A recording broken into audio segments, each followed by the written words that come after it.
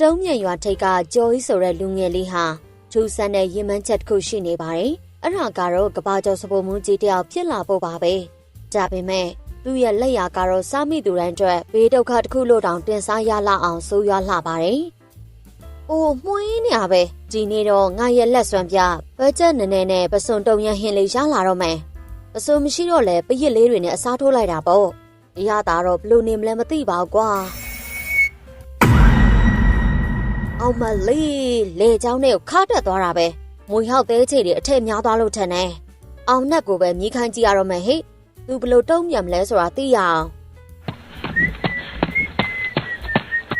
ဟိကောင်နဲ့တားရီလာစားတော့ဟိဒီနေ့ဖေအားတုံခွန်ဆိုင်ချက်ထားရဲ့နော်ပရစ်တုံရဟင်းနဲ့ပစုံရဲ့အနှံ့တိုင်းပဲကွာဒါကိုစားလိုက်တော့အမွှေးမြင်တွေတန့်ဆွမ်းပြီးလှပလာမှာကွာ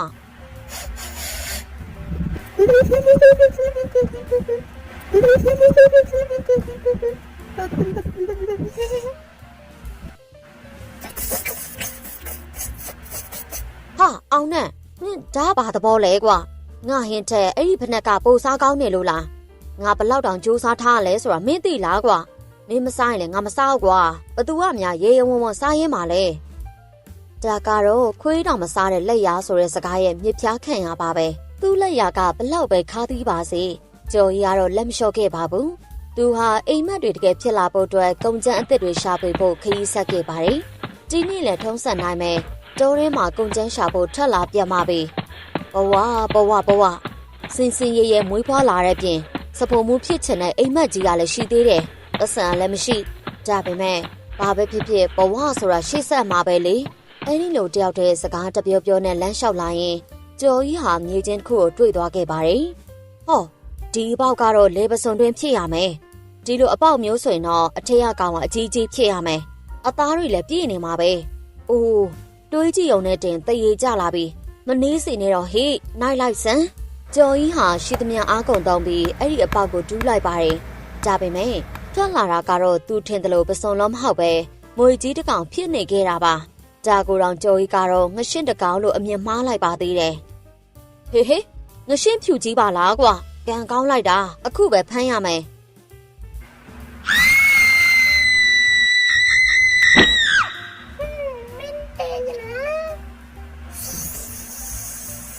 အမေနောက်တစ်ခါထပ်မတွေ့ပြစီနဲ့တော့တီမလို့ပဲမျက်စိတွေပြပြီးမွေုံငရှင်းလို့တောင်ထင်မိတယ်ကျော်ကြီးဟာကြောက်လန့်တကြားနဲ့အဲ့ဒီမွေကိုချက်ချင်းလွှင့်ပစ်လိုက်ပါတယ်သူပစ်လိုက်တဲ့အချိန်ကတော်တော်ပြင်းတော့မြေကြီးထဲမှာမြုပ်နေတဲ့အရာတစ်ခုသွားမှန်ပြီးမြေကြီးတွေကွဲထွက်သွားပါတယ်အဲ့ဒီနေရာမှာမြုပ်ထားတဲ့အရာကိုကျော်ကြီးလည်းမြင်သွားတာပေါ့ဟေးအဲ့ဒါဘာကြီးလဲအပြာရောင်နဲ့ထူးထူးဆန်းဆန်းကြီးပါလားဟေးဘသူကဒီမှာလာမြုပ်ထားလဲမသိဘူးဟုတ်ကြည့်ရတာယတနာပစ္စည်းပဲဖြစ်ရမယ်မဆောင်တော့ဟေ့တူးကြည့်လိုက်တာပဲကောင်းမယ်ကျော်ရီယာမြေကြီးတွေကိုဖယ်လိုက်တဲ့အခါမြေအောက်မှာအိုးတစ်လုံးတွေ့ရပါတယ်အဲ့ဒီအိုးကိုအပြာရောင်အဝတ်နဲ့အုပ်ထားပြီးတရေကွေးအနီနဲ့စီးထားတာတခုခုအထဲမှာပိတ်လောင်ထားတယ်လို့ပါပဲဟာဒါပါအိုးကြီးလေတော်တော်လေးကိုလေးတာပဲဒါမှမဟုတ်ယတနာတွေရှိနေများလားအိမ်ကြမှာပဲဖွင့်ကြည့်တော့မယ်ကျော်ကြီးဟာတိုးရဲမှာကုန်ကျန်းမရှာတော့ပဲအဲ့ဒီအိုးကိုပဲအိမ်ထိတဲသွားဖို့ဆုံးဖြတ်လိုက်ပါတယ်သူဟာအိုးကိုဖွင့်ဖို့အရင်စိတ်လှုပ်ရှားနေတယ်လို့သူ့ဘဝကိုပြောင်းလဲပေးနိုင်မယ့်အရာတစ်ခုခုရှိနေလိမ့်မယ်လို့လည်းမျှော်လင့်နေရပေါ့ကဲသမိုင်းဝင်ချိန်ခေါက်ရောက်ပြီဟဲ့ဒီနေ့ကျော်ကြီးတယောက်ဝဝလင်းလင်းစားပြီးနွေနွေထွေထွေအိပ်ရတော့မှာတာတုယတနာတွေဖြစ်ပါစေသားတကယ်လို့ယတနာတွေသာဖြစ်ရင်ငါစားတော့ဆန်တဆိုင်ဖွင့်ပြစ်လိုက်မယ်ကျော်ကြီးတယောက်အိုးကြီးကိုရှေ့ချပြီးတုံတုံရှင်ရင်နဲ့စိတ်လှုပ်ရှားနေရပေါ့ဟာရှင်ခုန်လိုက်တာဖွင့်ရမလားမဖွင့်ရအောင်လားကဲ1 2 3ဖွင့်ပြီဟဲ့ကျော်ကြီးအိုးဖွင့်လိုက်တဲ့ချိန်မှာပဲယုံနိုင်စရာကောင်းတဲ့အိုးရဲကနေအနီရောင်ငွေ့တွေဟာအပြင်ကိုလွှင့်တက်လာခဲ့ပါတယ်အဲ့ဒီထက်ပိုအံ့ဩဖို့ကောင်းတာကတော့အိုးရဲကနေဘာကောင်မှမသိတဲ့အရာတစ်ခုလွှင့်ထွက်လာတာပါပဲပြီးတော့အဲ့ဒီအရာကကျော်ကြီးကိုစိုက်ကြည့်ရင်တယောက်တည်းရေရွတ်လိုက်ပါတယ်ခါနာလိုက်တာဘာအိုးလဲမသိဘူးကျင်းကြက်နေရပဲငါမှနှစ်ပေါင်း900တောင်အထဲမှာကွေးအိတ်နေရတယ်တရေကြီးတရေဟဲ့လူဘာရီလက်နေရလဲငါတရေမဟုတ်ဘူးငါတတားဆိုအရှင်ကငရဲလာတဲ့တတဝါလား အေးအိုးဆောင်နှက်မင်းပေါ့ကွာဟင်အိုးဆောင်နှက်ကဘာလို့ဒီထဲမှာစောင့်နေရလဲဒါရီထားပါအောင်ကွာဒီနားမှာစားစရာဘာရှိလဲဘိုက်စာလွန်းလို့ဦးရီတောင်ခွေနေပြီအထဲမှာဘာမှစားစရာမရှိပဲနေလာရတာကြားလာပြီကွာအာကျွန်တော်တော့မစားပါနဲ့ဗျာကျွန်တော်ကအသားလဲနဲတယ်ကိုလုံးကလည်းတေးသေးလေးရယ်ပြီးတော့ရေမချိုးထားတာလည်းတော်တော်ကြာပြီအိုးထဲမှာယတနာတွေမရှိဘူးလားယင်ယတနာလည်းမပါဘဲနဲ့အခုမှလာပြီးထမင်းတောင်းစားနေရလားဟဲ့လူယတနာငါထက်ပိုလန်းတယ်လို့ထင်နေရလားငါနတ်မင်းကြီးကွာငါကိုယ်တိုင်ကယတနာပဲယတနာအိုးကိုယ်တိုင်နတ်မင်းဖြစ်ပြီးတော့ဘာလို့ထမင်းစားနေရလဲဟိုးနားထောင်စမ်းပါလူငယ်ဒီအိုးကတာမန်အိုးမဟုတ်ဘူးနော်ဒါနှက်ပေးတဲ့လက်လာပါအိုးပဲကွာဘသူပဲဖြစ်ဖြစ်ဒီထဲကိုဘာပဲပြစ်ထဲအဲ့ဒီအရာအရန်စားကောင်းတဲ့စားစာဖြစ်သွားမှာဟင်လူယုံရမလဲဒါမှမဟုတ်ငါပြောတော့မင်းကမယုံလားအေးလေကြွားတာတော့ဘသူမဆိုပြောနိုင်တာပဲဒီလိုဟောင်းနှွမ်းညစ်ပတ်နေတဲ့အိုးစုပ်ကြီးကဘာတွေများချက်ကျွေးနိုင်မှာလဲတကယ်သာလုံနိုင်နေဆိုရင်အရှင်ကဘာလို့ကျွန်တော်စီမှာထမင်းတောင်းစားနေရလဲဟောဒီကောင်လေးနဲ့ငါရဲ့တကိုးအာနာကိုစိန်ခေါ်နေရပဲမယုံဘူးဆိုရင်လည်းတခုခုအထဲကိုပြစ်ကြည့်လိုက်လေနင်းစားလို့မရဘူးလို့ထင်တဲ့ຢာမှန်သမျှအများကြီးသာထည့်လိုက်စမ်းပါကွာအင်းပါဗျာရတယ်ဒါဆိုလဲစမ်းကြည့်ရပေါ့ဟောရီယာကြက်ချင်းနင်းထားတဲ့ဖနှက်ဆုပ်ကြီးရဲ့ပြီးတော့ဒီညစ်ပတ်နေတဲ့ခြေတော်အဝတ်ဆုပ်ကြီးရဲ့ကဲထည့်လိုက်ပြီဘာမှလည်းဖြစ်မလာဘူးမင်းမျက်စိကိုတေချာဖွင့်ကြည့်ထားလိုက်အိုးလေမင်းရတကူပြလိုက်စမ်းဟာအဲ့မှာဘာလင်းတွေလဲတကယ်ကိုအံ့ဩဖို့ကောင်းတာကတော့နတ်မင်းရဲ့စကားဆုံးတာနဲ့ကြော်ကြီးထဲလိုက်တဲ့ဖနှက်စုံတဲ့ခြေသုံးဝတ်တွေဟာအရင်ကိုစားကျင်စပွဲကောင်းတဲ့ကြက်ကင်အကောင်ကြီးဖြစ်သွားတာပါပဲကြော်ကြီးလည်းမြင်ချင်းမျက်လုံးအပြူသားဖြစ်သွားတော့တာပေါ့ဟာမဖြစ်နိုင်တာငါရဲ့ကြက်ချီးပိန်နေတဲ့ဖနှက်ဆုပ်ကြီးကကြက်ကင်ကြီးဖြစ်သွားတယ်တဲ့လားဒါပေမဲ့ဒါတကယ်ရောစားလို့ရရဲ့လားကြော်ညာကောင်းနေရပဲလားမသိဘူးကြော်ကြီးဟာကြက်ကင်ကိုမြည်လိုက်တဲ့အခါမှာသူ့ရဲ့စိတ်ကူးထဲမှာပန်းချံနဲ့ပြေးလွှားနေသလိုသိရွက်လေးတွေကျွေးကြလာပြီးနတ်သမီးလေးတွေကလည်းပန်းမို့ရွာပေးနေသလိုခံစားလိုက်ရပါတယ်အာစားလို့ကောင်းလိုက်တာအရင်စားကောင်းတယ်ဗျာလူဖြစ်လာတဲ့ကတလောက်စားကောင်းတဲ့အရာမျိုးတစ်ခါမှမစားဘူး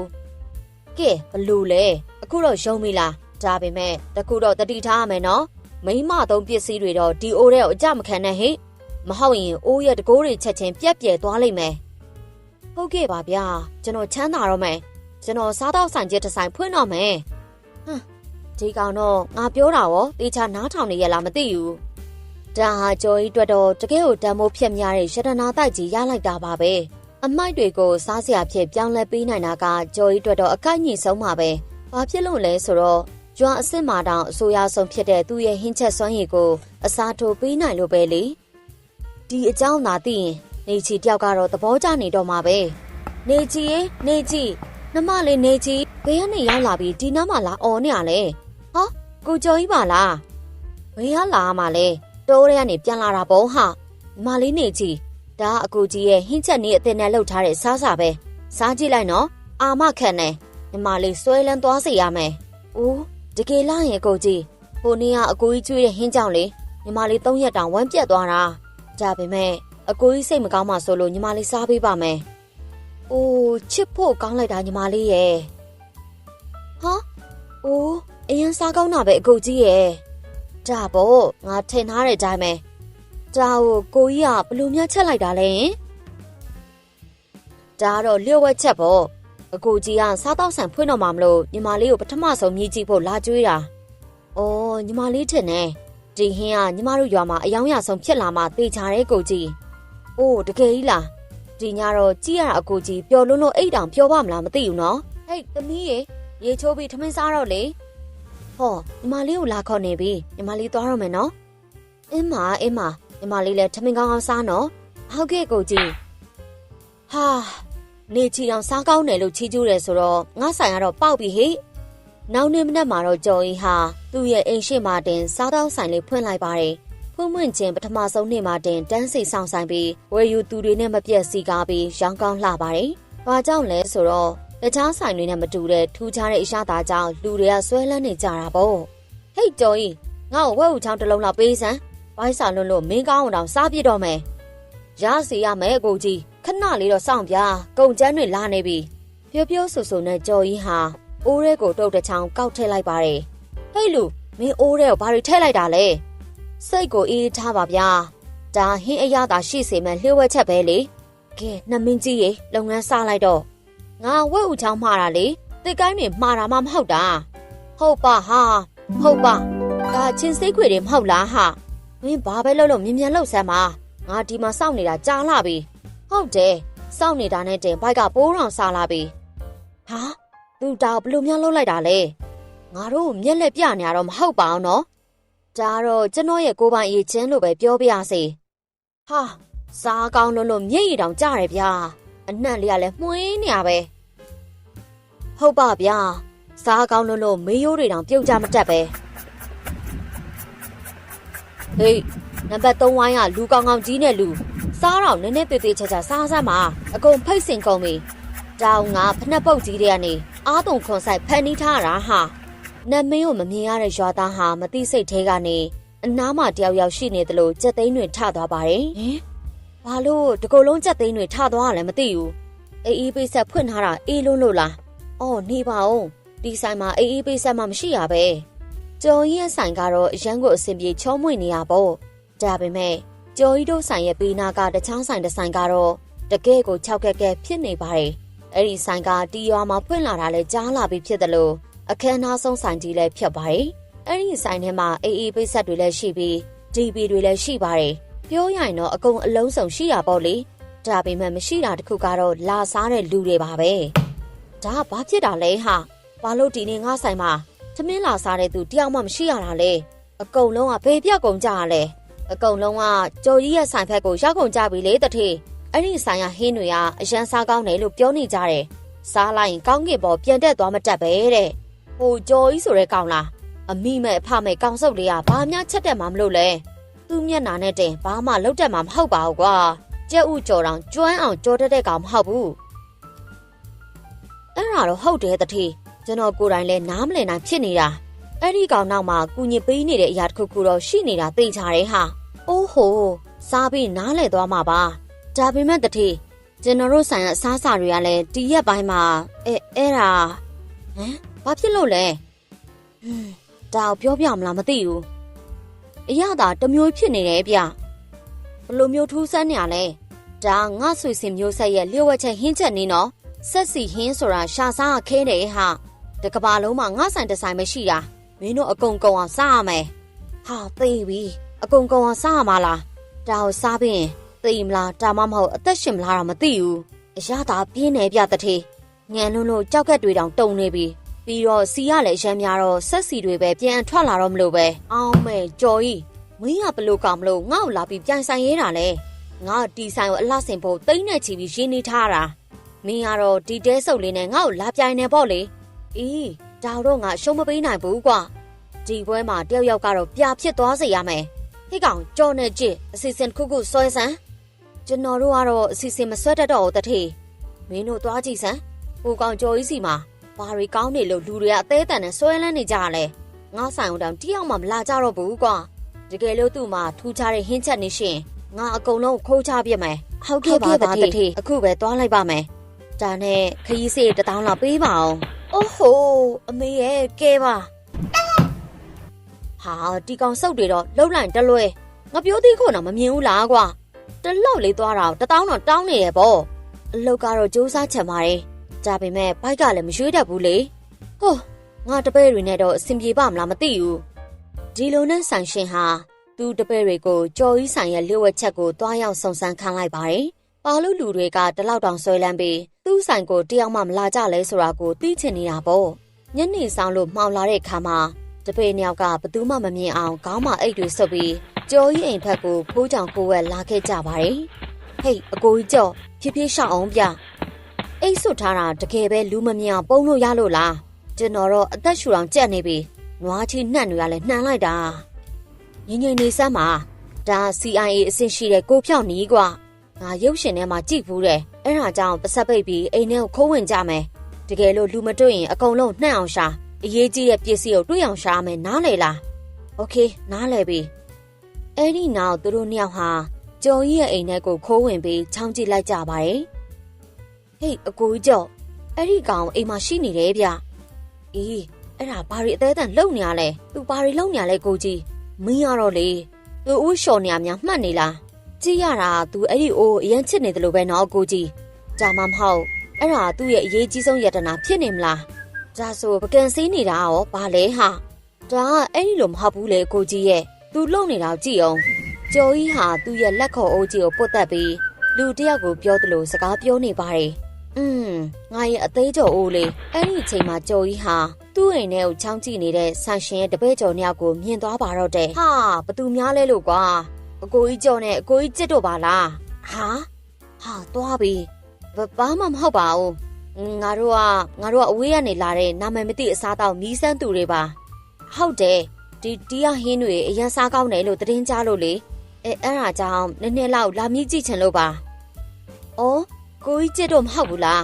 အရတောင်သိချင်လို့ကိုရတာပေါ့ဆရာတို့ရေကျွန်တော်တကယ်ကိုထူးထူးဆန်းဆန်းမီနူးတစ်ခုစီစဉ်ပေးပါမယ်ဒါပေမဲ့ကုန်ကျန်းတွေကိုကြည့်ပြီးတော့လက်မသွားနဲ့နော်ဟေးအကိုကြီးကျော်မြင်လိုက်လားသူအိုးတွေကိုဖနှက်ဆုပ်ကြီးထည့်လိုက်တယ်ဗျဒါငါတို့တွယ်ဝဲတဲ့နီးနဲ့တတ်ဖို့ကြမ်းနေရလားယူးနေရလားဘသူကအဲ့ဒါကိုစားမှလဲနေစမ်းမမင်းရလဲဘာဆက်ဖြစ်မလဲဆိုတာအချိန်ကြီးရင်ကြည့်ရအောင်ဟေးဒီကောင်းနှကောင်ဘာတွေတွတ်ပြောနေကြလဲဟာနှံလိုက်တာကွာဘသူလေလဲလိုက်တာလဲဒါမှမဟုတ်ဟင်းအနှံ့ရပဲအဲ့လိုဖြစ်နေရလားဟာရပြီကွာချကျွေးလို့ရပြီကဲမြင်းရှက်စားကြပါအောင်ဗျာစားလို့ကောင်းရင်အိမ်ပြန်ဖို့တော့မေ့မသွားနဲ့အောင်နော်ကျော်နဲ့ကျစ်တို့လည်းကျော်ကြီးပေးတဲ့ဟင်းကိုအရသာမြည်ကြည့်လိုက်တဲ့အခါတကယ်ကိုကောင်းကင်ဘုံကိုရောက်သွားတယ်လို့ပါပဲအိုးဖျားသခင်အသားလေးကနူးညံ့နေရပဲပါဆက်ထဲမှာတင်အရှိပြောသွားတာပဲအရသာအမေကိုယ်တိုင်ခွန်ကျွေးနေတယ်လို့မျိုးဟုတ်တယ်အရင်စားကောင်းတာပဲဗျာဒါဘယ်လိုများလုပ်လိုက်တာလဲငါလည်းစမ်းလုပ်ကြည့်ချင်တယ်ဗျာမရဘူးဗျတကယ်လို့မင်းတို့ကမိန်းမတွေမိန်းမရှာတွေလိုမျိုးရုပ်ဖြတ်လာတာဆိုရင်ပိုတော့မရသေးဟင်ဘာလို့မိန်းမဆိုရင်မရတာလဲဒါမှမဟုတ်အဲ့ဒီအိုးရဲ့အားနဲ့ချက်ကအဲ့ဒါများလားတစ်ဖက်မှာတော့ဆိုင်ရှင်ကြီးဟာသူ့ရဲ့တပည့်နှစ်ယောက်ကိုစောင့်ရင်းနဲ့စိတ်မရှည်နိုင်ဖြစ်နေရပေါ့ဟာအဲ့ကောင်တွေဘာလို့ဒီလောက်တောင်ကြာနေရလဲကြည်စမ်းသူတို့ဘာတွေလုပ်နေကြလဲဆိုတာပြောဆူနဲ့ဆိုင်ရှင်ကြီးဟာကျော်ကြီးရဲ့အိမ်ဖက်ကိုမှန်ဘလူးတစ်လက်နဲ့လှမ်းပြီးချောင်းကြည့်လိုက်ပါတယ်ဟာအဲ့ဒီကောင်တွေကျော်ကြီးကျွေးတောင်ထိုင်စားနေကြလားအလကားကောင်တွေစုံစမ်းဖို့လွတ်လိုက်ပါတယ်ဆိုမှသူ့ဖောက်တယ်သွားလုံနေကြသည်တကယ်ကိုသုံးမကြတဲ့ကောင်တွေဟင်အဲ့ဒီကောင်ဘာလုပ်နေရလဲဘာတွေဖြစ်နေရလဲဟင်အိုးရဲကနေထွက်လာတဲ့အလင်းတွေကဘာတွေလဲဟာအေးငါထင်သားပဲအဲ့ဒီကောင်ကဟင်းချက်တာတော်တာမဟုတ်ဘူးသူ့မှာပစ္စည်းကောင်ရှိနေရပဲအဲ့ဒီအိုးကသူ့ကိုကူညီပေးနေတဲ့အရာဖြစ်ရမယ်ဒါကြောင့်လဲပကံဆေးရည်တွေလောင်းထည့်တာတောင်မှစားစရာတွေပြန်ထွက်လာတာကိုသိသွားပြီဆိုတော့ငါအလှဲ့ပဲမင်းတော့ပြီးပြီကြော်ကြီးရေမင်းဆက်လန်းတော့တီမာရင်ပြီးပြီအခုဆိုရင်ဆိုင်ရှင်ဟာကျော်ကြီးရဲ့ဘလိုနီးနဲ့ဟင်းချက်တယ်ဆိုတာကိုသိသွားပါပြီဒါကြောင့်သူဟာစီစဉ်တစ်ခုကိုစတင်ပြီးကြံစီပါတော့တယ်တထေးသူ့ရှုံးတော့မဆန်းပါဘူးဗျာသူ့မှာငါသိတယ်အဲ့ဒီအိုးရှိနေလို့ဟုတ်တယ်မလားဟာတထေးကဘလို့လုပ်ပြီးသိတာလဲဗျာအဲ့ဒါအရေးမကြီးဘူးကွာအရေးကြီးတာငါစီကထွက်သွားတဲ့ဖောက်တယ်တွေပြန်ရအောင်လုပ်ဖို့ပဲဒါပေမဲ့တထေးရဲ့အဲ့ဒီအိုးတွေကထွက်လာတဲ့အရာတာမျိုးရဖို့ဆိုတာကျွန်တော်ထင်တာတော့တော်တော်ခက်မယ်ဗျဘာလို့လဲဆိုတော့ကျွန်တော်ကိုယ်တိုင်လည်းမြည်ကြည့်ခဲ့ပြီးပြီလေတထေးရဲ့ဟင်းနဲ့ရှင်လိုက်ရင်အဲ့ဒီအိုးတွေကဟင်းကဖျားနဲ့ငရဲလိုပဲကြွာချလွန်းနေဗျာအဲ့လိုဆိုရင်တော့အဲ့ဒီအိုးတစ်ခုခုလုပ်ပြီးဖြက်စီးပစ်တာပဲကောင်းမယ်ဘလို့လို့ရင်ကောင်းမလဲတထေးခိုးမလားကွာဒါပေမဲ့ခိုးပြီးငါတို့ပြန်ချက်ရင်လဲရွာသားတွေကအရာတောင်မှတ်မိနေမှာပဲ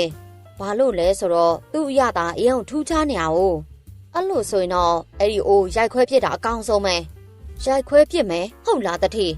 အော်တထေးနောက်တစ်ခုရှိသေးတယ်ဗျကျွန်တော်တို့ကိုယ်တိုင်ဟင်းချက်ကြည့်ဖို့တောင်းဆိုတော့ကလေကျော်ကြီးကမရဘူးလို့ပြောတယ်ဗျကျွန်တော်တို့ကမိန်းမတွေလို့ရုပ်ဖြတ်လာတာလားဆိုပြီး तू ကကြောက်နေတာကျွန်တော်တော့အဲ့ဒါတော်တော်ထူးဆန်းတယ်လို့ထင်တယ်တထေးဟင်အဲ့ဒီလိုလားကောင်းပြီလေလူပုံအလဲမှာသူ့ကိုရှက်ခွဲပြီးငါတို့ရွာနေထွက်သွားအောင်လုပ်ရတာပေါ့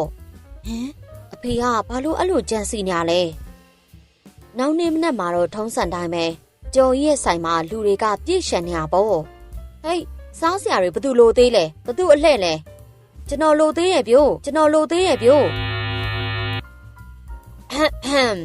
တုံးပြန်ကြီးရွာအုပ်စုမှာအကြီးကဲဆုံးဖြစ်တဲ့ဆန်ရှင်ကြီးကနေပြီးတော့ရုံမရှိတဲ့ကြော်ကြီးကိုအသိပဲကြီးညာလိုက်တယ်ဟောဆရာကျွန်တော်တို့စီမှာဘာကိစ္စရှိလို့လဲဗျအသားတော့စားကြံလို့လားရပါတယ်ဗျအခုပဲလှုပ်ပေးမယ်လေအသားတော့လာမှာတော့မဟုတ်ဘူးဟာစိန်ခေါ်စာလာဖို့တာငါတို့ဆန်ရှင်ကြီးကိုယ်တိုင်မင်းကိုဟင်းချက်ပြိုင်ပွဲစိန်ခေါ်တယ်မနှက်ပြန်လူလဲကောင်မှပြန်ကြမယ်ရှုံးတဲ့သူကသူ့ရဲ့စီးပွားရေးလုပ်ငန်းကိုအကုန်အပ်ရမယ်ဒါအလောင်းစားပဲအိုးဆရာတော့လူမားပြီးစိန်ခေါ်လိုက်ပြီးထင်တယ်ဗျကောင်းပြီလေကျွန်တော်စိန်ခေါ်မှုလက်ခံတယ်ဟာမနှက်ပြန်တော့ပွဲကောင်းကြည့်ရတော့မယ်ဟဲ့ကျော်ကြီးကတော့ဆန်ရှင်ကြီးဟာသူ့အိုးရဲ့အားနဲ့ချက်ကိုတီးသွားပြီဆိုတာမသိပဲယုံကြည်မှုအပြည့်နဲ့စိန်ခေါ်မှုလက်ခံလိုက်တာပေါ့အဲ့ဒီအချိန်မှာပဲသူ့ရဲ့အိမ်အောက်ထဲကနေနေချီရဲ့အတန်ကိုကြားလိုက်ရပါတယ်အကိုကျော်ကြီးဒီအတန်ရှင်းနေတယ်လို့ပဲဒါညီမနေချီလားဟုတ်တယ်အကိုကြီးနေချီပါဟာနေချီလေးအကိုကြီးရဲ့နှက်မိမယ်လေးပါလားဘလို့လေးတွေတိုက်လို့အကိုကြီးစီကိုရောက်လာလဲအကိုကြီးကိုလွမ်းလို့လာရင်အကိုကြီးနေချီပြောတော့တေချာနားထောင်တော့အဖေနဲ့မပြိုင်ပါနဲ့တော့အဖေကအကြံရုပ်တွေကြံနေတာသူကအကိုကြီးရဲ့အားနဲ့ချက်တွေအကုန်သိသွားပြီဩနေချီလေးကအကိုကြီးကိုစိုးရိမ်နေရလားအကိုကြီးရဲ့နှလုံးသားမီးမြက်ခံလိုက်ရတဲ့ဖြောင်းနိုင်လို့အရှိပြောသွားပြီဗျာစိတ်မပူပါနဲ့နေချီရဲ့အကိုကြီးမှာအရေးချင်းတွေရှိပါတယ်အကိုကြီးရဲ့ရက်ခမလောင်ဖြစ်တဲ့ဆန်ရှင်ကြီးကိုအနိုင်ယူပြပါမယ်အကိုကြီးကလည်းတိတ်ပြီးယုံကြည်ချက်မလွန်ပါနဲ့အောင်အဖေကလေအဖေကဟေးတော်ကြပါတော့ကွာအချစ်တွေကလည်းနန်စောနေရပဲချစ်ကြည်နူးချင်တခြားနေရာမှာသွားကြစမ်းပါဒီနားမှာငါအိတ်နေတာအခုတော့ချိုလွန်းလို့ပယောစိတ်တွေတောင်တက်ကုန်ပြီဟင်ကိုကြီးအဲ့ဒါဘာတန်လဲရင်အကိုကြီးတခုခုပြောလိုက်တာလားညီမလေးတေချာမကြားလိုက်ဘူးဟေးလူတွေစကားကောင်းနေရကိုလာမနှောက်ရှက်နဲ့ဗျနေချီလေးအကိုကြီးပြောတာနားထောင်နေချီပြောတဲ့အဲ့ဒါပါလဲရင်ဟဲ့နေချီသမီးအခုချက်ချင်းအိမ်ပြန်လာခဲ့စမ်းအိုးအဖေလမ်းခေါ်နေပြီညီမလေးသွားတော့မယ်နော်အကိုကြီးဟာသွားပြီလားနေပါအောင်မင်းပြောတဲ့ဆန်ရှင်ကြီးရဲ့အစီအစဉ်ကဘာလဲဆိုတာဟဲ့လူခမရောက်သိလားဟိုဆန်ရှင်ကြီးမှာဘာအကြံတွေရှိနေမလဲဆိုတာငါလည်းအတိအကျတော့မသိဘူးကွာဒါပေမဲ့ငါရှိနေတဲ့ရွေတော့မင်းပါမှကြောက်စရာမလိုပါဘူးဟုတ်တယ်မှန်တယ်နောက်နေ့မနက်မှာတော့တရွာလုံးစောင့်မျှော်နေတဲ့ဟင်းချက်ပြိုင်ပွဲကြီးစတင်มาတော့တယ်တိုင်းလူကြီး၃ဦးဟာအဆုံးဖြတ်ပေးမှဖြစ်ပြီးရှုံးတဲ့သူကတော့သူ့ရဲ့စားတောက်ဆိုင်လုပ်ငန်းကိုတစ်ဖက်လူစီအနံ့ရမှာပါမိဘပြည်သူညီကိုမောင်နှမအပေါင်းတို့ခမညာဒီနေ့မှာတော့ကျွန်တော်တို့ဟာသဲထိတ်ရှင်ဖို့ပွဲကောင်းတစ်ပွဲကိုတတ်သိဖြစ်ကြည့်ရှုရတော့မှာဖြစ်ပါတယ်အဲ့ဒါကတော့ဒီနယ်မြေရဲ့ဝါရင်ကြားအိုကြီးဖြစ်တဲ့ဆန်ရှင်ကြီးနဲ့အခုမှထွက်ပေါ်လာတဲ့ချင်းသေးပြိုကြော်ကြီးတို့ရဲ့အကျိတ်နဲ့ရှင်ပြိုင်မှုပဲဖြစ်ပါတယ်ဗျာလှုပ်ထားစမ်းချင်းသေးပြိုလေးရေကြည့်ရတာဒီနေ့ချင်းသေးပြိုလေးကတော့ကြားအိုကြီးရဲ့ဝါမျိုးတာခံရတော့မှထန်တယ်ဆန်ရှင်ကြီးအာတင်ထားနော်အနိုင်ယူလှုပ်ပြလိုက်စမ်းပါဗျာ fighting ချင်းသေးပြိုလေးရေဆွဲမရှုံးနဲ့ဟေးငါတော့ဘသူနိုင်ချင်းသေးပြိုဖက်ကပဲဟေးဒီနေ့ငါပြသားမယ်ဟင်းလျာကတော့သမုတ်တရားဖြတ်ကျော်လာတဲ့မိုးကုတ်ဆောက်ဝိုင်းရနဂါးလို့အမည်ရတယ်အသုံးပြုမဲ့ကုံကျန်းကိုတော့ဈေးနောက်ဖက်ကမဟုတ်ဘူးနိုင်ငံခြားကနေတိုက်ရိုက်တင်သွင်းထားတာပါကဲအားလုံးပဲကြည့်ရှုလိုက်ကြပါအောင်ဗျာဟာကြည်စမ်းမအောင်ဘာလို့ငါးကိုပေါ်မှာအစိမ်းအောင်မှော်တွေတက်နေရလဲဒါချက်ဖို့နှက်ထားတာတစ်နှစ်လောက်ရှိနေပြီထင်တယ်ဟာဟုတ်ပါဗျာကြည့်ရတာဒီကုံကျန်းရေခဲတစ်တာထဲမှာခဲထားတာတင်လာတော်ကြာနေပြီထင်တာပဲမဟုတ်ရပါဘူးဗျာမဟုတ်ရပါဘူးဒါအခုမှဖမ်းထားတဲ့ငါအစ်စ်လက်ဆက်ဆက်ကြီးပါသူကမလုံမရှက်ငြိမ်နေတာပေနေလို့မဟုတ်ဘူးစောင်းခုနေလို့ပါဗျာဟုတ်ကဲ့ပါခမညာဒါဆိုရင်စိန်ခေါ်ခံရသူချင်းသေးပြိုကြော်ကြီးဖက်ကရောဘလို့ထူးခြားတဲ့ဟင်းလျာနဲ့ရှင်ပြိုင်သွားမှာလဲခမညာကျွန်တော်ရဲ့ဒီနေ့ဟင်းလျာမိကတော့အမိုက်စုံတုတ်ပဲဖြစ်ပါတယ်ဗျာဟေးကြော်ကြီးမင်းပါလေလုံနေရလဲကွာလူကောင်းဆိုရင်ဒီလိုမျိုးပဲလုပ်ပါမလဲငါတို့အဲ့လိုအညစ်အကြေးတွေကျွေးတော့မလို့လားစိတ်မလောကြပါနဲ့အောင်ဗျာဟင်းရဲ့အရသာဆိုတာကုံကျန်းပေါ်မှာတင်မူတီတာမဟုတ်ဘူးဗျအတီကဟော်ရီအိုကြီးထဲမှာရှိနေတာလေဟုတ်တယ်မလားနှမင်းကြီးဒီကောင်ကဘသူနဲ့စကားပြောနေရလဲဘာမြန်မြန်သာလှုပ်ဆမ်းပါငါလဲဒီမှာနေဘူးလုံးတို့ပြဖြစ်တော့မယ်ကွာကဲနှစ်ဦးသားအစင်းသင်းဖြစ်ပြီဆိုရင်တော့ပြိုင်ပွဲကြီးကိုစတင်လိုက်ကြရအောင်ဗျာစပြီဟေးဟုတ်ကဲ့ပါခင်ဗျာ အခုဆိုရင်ဆိုင်ရှင်ကြီးကတော့စတင်လက်စွမ်းပြနေပြီပဲဖြစ်ပါတယ်ငါးကြီးကိုဒဲအိုးထဲထည့်ပြီးတေးသေးချာချာမွေးနေတာတွေ့ရပါတယ်တစ်ဖက်ကဂျိုကြီးကတော့အမိုက်ပုံနဲ့ပစ္စည်းတွေကောက်ယူပြီးသူ့ရဲ့အိုးကြီးတဲ့ကိုအားပါတရားထည့်နေပါတယ်ခင်ဗျာအဲ့ဒီအချိန်မှာဆိုင်ရှင်ကြီးရဲ့တပည့်နှစ်ယောက်ဟာစင်မြင့်ရဲ့နောက်ကနေခိုးပြီးတူတူလေးပြောနေကြပါတယ်ဟိတ်ကောင်ကြည့်အခွင့်အရေးကိုစောင့်နေအားလုံးလူစုကွဲပြီးအာယုံလွဲနေတဲ့ချိန်ကျရင်မင်းတာကိုအဲ့ဒီအိုးထဲအမြင်ထည့်ပစ်လိုက်ဒါဆိုရင်တော့အဲ့ဒီအိုးရဲ့တကိုးတွေချက်ချင်းကိုပျက်စီးသွားမှသိချတယ်ဟာကြော့တကယ်ပဲဒီတုတ်တန်ခုနှစ်ခုကမုတ်ဆိုးမရဲ့အတွင်းခံကိုပြစ်ထည့်ရမှာလားဗျအေးအဲ့ဒါပဲအဲ့ဒါမှအစွမ်းတွေပြက်ကုန်မှာပေါ့ဟာကဲပြိုင်ပွဲပြီးဖို့အချိန်9မိနစ်သာလိုပါတော့တယ်ဗျာစဖို့မှုတို့လက်စတက်ဖို့အချိန်မြင့်ကြပါအောင်အိုးကြီးလိုက်ကြပါအောင်မိဘပြည်သူတို့ဆိုင်ရှင်ကြီးရဲ့ဒဲအိုးထဲမှာမီးတောက်တွေတဟုန်ဟုန်တောက်နေပါပြီဟင်းချက်တာတလောက်ထိကြမ်းတမ်းပြင်းထန်တာမျိုးကျွန်တော်တခါမှမမြင်ဘူးခဲ့ဘူးဗျာဟာဟာဟာအဝီစီငရဲမီရဲ့စွမ်းအားကိုခံယူစမ်းငါရဲ့ဟင်းလျာတွေအခုချက်ချင်းကြက်ပြီးအရသာရှိသွားစမ်းအိုးကြည်စမ်းပါကွာဒီတခါတော့ဆိုင်ရှင်ကြီးနိုင်မှာတေချာတလောက်ပဲသူ့ရဲ့ဟင်းချက်တဲ့ဟန်ပန်ကတကယ်ကိုရက်ဆက်ကြမ်းကြုတ်လွန်းနေကဲနေလက်ကြက်ပြီးဆိုတော့ကိုဟန်ပြအကလေးနဲ့နည်းနည်းလောက်ကြွလာအောင်မယ်ဒီကောင်ကြည့်အခုပဲလှုပ်တော့ကဲသွားပြီတော့ကြုံကြီးရေဟဲအဲ့ဒါဘာကြီးလဲဟာပါရီပြစ်ထည့်လိုက်တာလဲဟာကြည်ရဲ့မကောင်းတဲ့အောက်လန်းအစီရင်ကြောင့်နှက်မင်းလဲချိန်စာမိသွားပြီးအိုးထဲကိုပြန်ဝင်သွားရပါတော့တယ်ဒါအပြင်ကောင်းမွန်တဲ့ဟင်းတစ်ခွက်လည်းမရတော့ဘူးပေါ့အချိန်ကုန်ပါပြီခမညာလက်စာတက်ကြပါတော့အေးစားတော့မဟိငါတို့အကြိုက်ကြော်ရတော့နိုင်မှသိချတယ်ဟာ What ဒါပေမဲ့ဒီဟင်းရဲ့အယောင်တွေကတော့ကြီးရတာတစ်မျိုးကြီးပဲဟာမင်းတာကိုငါတို့တကယ်ကြွေးမှလားကြော်ကြီးကြီးရတာတဲ့ငါမျက်စိတော့မှိတ်ချင်သွားပြီဟာဟာဟာဟာကြည်စမ်းမောင်ကွာကြော်ကြီးမင်းရဲ့ဟင်းအနှံ့တစ်မျိုးကြီးပဲကွာမိလာပိုက်ထဲကရေဆိုးတွေကိုကြော်ထားတဲ့အတိုင်းပဲ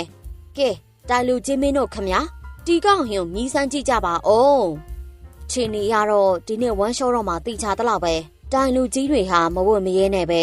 ကြော်ကြီးရဲ့ဟင်းကိုဇိုးနဲ့ခက်ပြီးပစက်ထဲထည့်လိုက်ကြပါတယ်ဟင်းအရသာရှာနဲ့ထိလိုက်တာနဲ့တင်တိုင်လူကြီးတွေရဲ့မျက်နှာကချက်ချင်းဆိုသလိုဖြူရော်ပြီးအယောင်ပြောင်းသွားပါတော့တယ်ဟေးကြည်စမ်းတိုင်လူကြီးတွေမျက်နှာပျော်လွန်းလို့အားရပါရဖြစ်သွားလားမသိဘူးအာဟာလဲကြကုန်ပြီလဲကြကုန်ပြီဘာဖြစ်ကုန်ကြလဲဟာတိုင်လူကြီးတွေဘလို့ဖြစ်ပြီးမေ့လဲသွားတာလဲဟာဒါယူများသွားကြလားကဲအချိန်ကြီးကဆုံးဖြတ်ချက်ထွက်ပေါ်လာပါပြီကျော်ကြီးရဲ့ဟင်းကိုစားပြရနဲ့တိုင်လူကြီးတွေအကုန်လုံးမေ့လဲကုန်တာကြောင့်ဒီပြိုင်ပွဲမှာဆိုင်ရှင်ကြီးရပဲအနိုင်ရရှိသွားပါတယ်ခမညာဟာဟာဟာဟာနိုင်ပြီဟေးနိုင်ပြီဟင်ဒါဘလို့လုပ်ပြီးဖြစ်နိုင်မှာလဲဗျာဟုတ်ပါဒါဘလို့မှမဖြစ်နိုင်တာကြီးတိုင်တွေကပါစားမိလို့တလောက်တောင်ဖြစ်သွားတာလေမယုံနိုင်စရာပဲငါထင်တာတော့ကြော်ကြီးတယောက်ဒီတခါတော့တကယ်အရှုံးကြီးကိုရှုံးသွားပြီထင်တယ်တကယ်ကြီးပဲလားဟာတိုင်လူကြီး3ဦးလုံးဟာကျော်ကြီးရဲ့ဟင်းကိုစားမိပြီးမိလဲသွားခဲ့တာကြောင့်စီကံချက်ရဆိုင်ရှင်ကြီးရပဲအနိုင်ရရှိသွားပါတယ်ဆိုင်ရှင်ကြီးဟာကျော်ကြီးရဲ့အိမ်နဲ့ဆိုင်ကိုပါအပိုင်သိမ်းလိုက်တဲ့အတွက်အခုဆိုကျော်ကြီးမှာဘာတစ်ခုမှမကြံတော့ပဲလမ်းဘေးကိုရောက်သွားရပါပြီဟဲ့ကောင်တွေအကုန်သေးကြဆန်းတခုမှမကြံစေနဲ့နော်ဖုံမုံတဆတော့မချန်ခဲနဲ့အကုန်လုံးကငါပစ္စည်းတွေဖြစ်ကုန်ပြီဒါတွေကမဖြစ်နိုင်ဘူးနတ်မင်းကြီးရဲ့ကျွန်တော်ကူညီပါအောင်သူတို့ကျွန်တော်ဆိုင်ကိုတိမ်းသွားကြပြီဗျနတ်မင်းကြီးခမရဘာဖြစ်သွားလဲအတန်လည်းမထွက်တော့ဘူးငါအားနေနေပြီဒါဘလို့ဖြစ်ရတာလဲနတ်မင်းကြီးခမရရောဘာလို့ဒီလိုဖြစ်နေရလဲအဲ့ဒီချိန်တုန်းကငါအိုးတဲ့ကိုတုတ်တန်ခုနှစ်ခုကမုတ်ဆိုးမရဲ့အတွင်းခံပြုတ်ကျလာတယ်လေငါရဲ့အိုးကြီးညှဉ်းညမ်းသွားပြီအဲ့ဒီအညစ်ကြေးကြောင့်ငါလည်းတကိုးတွေပျောက်ဆုံးပြီးအိုးကြီးကလည်းကောင်းမွန်တဲ့အစားအစာတွေမထုတ်ပေးနိုင်တော့ဘူးအခုဆိုရင်အိုးတဲ့ကိုဘာပဲထက်အကုန်လုံးအပုပ်သိုးတွေပဲဖြစ်ကုန်တော့မှာဟမ်သွားပါပြီကိုကျော်ကြီးရဲ့နေချီတောင်းပန်ပါတယ်အဖေကိုကျော်ကြီးရဲ့အိုးကိုမကောင်းတဲ့အတက်နဲ့ဖျက်ဆီးဖို့ကြံနေတာနေချီအချိန်မီလာမပြောနိုင်ခဲ့ဘူးမဟုတ်တာနေချီရဲ့မင်းရဲ့အပြစ်မဟုတ်ပါဘူးအကိုကြီးကိုယ်တိုင်ကကိုယုံကြည်မှုလွန်ခဲ့မိလို့အခုလိုရှုံးနေခဲ့ရတာပါဒါဆိုကိုကြီးကအခုဘာလုပ်မှလဲနတ်မင်းကြီးဒီအညစ်ကြေးတွေကိုဆေးကြောပြီး အိုးကြီးကိုအရင်လိုပြန်ဖြစ်အောင်လှုပ်လို့ရမယ့်နည်းလမ်းများမရှိဘူးလားခင်ဗျရှိတော့ရှိတာပေါ့ဟုတ်လားဘလို့နည်းလမ်းလဲဗျပြောပါအောင်ဒီအိုးတွေကမကောင်းတဲ့အောက်လန်းနည်းတွေကိုစေးကြောဖို့ဆိုရင်တဘာဝတရားရဲ့စွမ်းအားကြီးမားတဲ့ပစ္စည်းနှမျိုးအသုံးပြုရမယ်အဲ့ဒီပစ္စည်းတွေကအိုးရဲ့တန့်စင်မှုပြင်ရစေမဲ့ပြင်ဟင်းအရသာကိုလည်းပိုးပြီးထူးခဲစေမှာပေါ့ပထမတစ်ခုကတော့ဘလူးတံမြာသီးပဲအဲ့ဒီအသီးကရေနဂါအိုးကြီးတစ်လုံးစာလောက်ကိုကြီးမားပြီးပြင်းထန်တဲ့အက်ဆစ်ဓာတ်တွေရှိတယ်ဘလို့အောက်လန်းနည်းနဲ့လှုပ်ထားတဲ့အရာမျိုးမဆိုတန့်စင်ပေးနိုင်တဲ့အစွမ်းရှိရပေါ့ဒါပေမဲ့အဲ့ဒါကိုရဖို့ဆိုရင်တော့တောနက်ကြီးတဲ့အသက်ဆွန့်ပြီးဝင်ရလိမ့်မယ်ဒုတိယတစ်ခုကတော့နှစ်တထောင်မြို့သီး6ပဲအဲ့ဒီငရုတ်သီးကငရဲမီးလိုပူလောင်ပြင်းရှာပြီးမကောင်းဆိုးဝါအညစ်အကြေးမှန်သမျှကိုလောင်ကျွမ်းဖျက်ဆီးပစ်နိုင်တယ်အဲ့ဒါကတော့နဂါမင်းကြီးရဲ့ရေအောက်လှိုင်ကူထဲမှာရှိရလေဟာတောနက်ကြီးတွေကနဂါမင်းကူဟုတ်လားဘာလို့တလောက်တောင်ခက်ခဲကြမ်းတမ်းရတာလဲဗျာဈေးထဲမှာပဲအလွယ်တကူဝယ်လို့မရဘူးလားမရဘူးဟာမင်းရဆိုင်ကိုပြန်လုပ်ချင်တယ်မလားမင်းရဲ့တိတ်ခါကိုပြန်ဆယ်ချင်တယ်ဆိုရင်တော့တာကိုရအောင်သွားယူရမယ်ကဲဘလို့လဲမင်းတိုက်ပွဲဝင်မလားဒါမှမဟုတ်အရင်လိုလေထဲမှာကနန်းနိုင်တဲ့ဘဝနဲ့ပဲပြန်နေမလား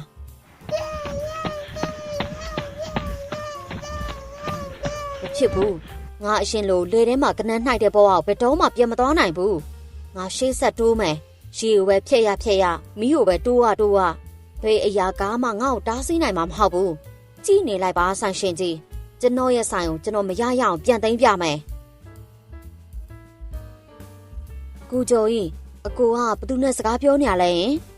ကျော်ကြီးဟာသူ့ရဲ့အိုးထဲကနှက်မင်းနဲ့စကားပြောနေတာကိုနေချီရမမြင်ရတော့အံ့ဩနေရပေါ့ဆိုင်ရှင်ကြီးရဲ့ရုပ်မာတဲ့ကြံစီကြောင့်အရာအလုံးဆုံးရှုံးလိုက်ရတဲ့ကျော်ကြီးဟာသူ့ရဲ့ဘဝကိုပြန်လည်ထူထောင်ဖို့အတွက်လမ်းစာတစ်ခုရှာတွေ့သွားပါပြီသူ့ရဲ့တိတ်ခါကိုပြန်ဆယ်ဖို့နဲ့အဖိုးရန်ယတနာအိုးကြီးကိုအရင်လိုပြန်လည်အသက်ဝင်လာစေဖို့အတွက်သူဟာစူးစမ်းရတော့မှာပါဒီလိုအစွမ်းထက်လာတဲ့ပစ္စည်းနှမျိုးဖြစ်တဲ့အိုးစီနီးပါးကြီးမာတဲ့ဘလူးသက်မြာသီးနဲ့နှစ်တထောင်ငုတ်သီး6တို့ကိုရအောင်ရှာဖွေရမှာဖြစ်ပါတယ်ဒါမှသာအိုးရဲကအညစ်ကြေးအောက်လန်းမှန်တန်တွေကိုစေးကြောတန့်စင်နိုင်မှာဖြစ်တယ်လို့ဆိုင်ရှင်ကြီးလက်ထဲကသူ့ရဲ့ဆိုင်ကိုလည်းပြန်လည်ရယူနိုင်မှာဖြစ်ပါတယ်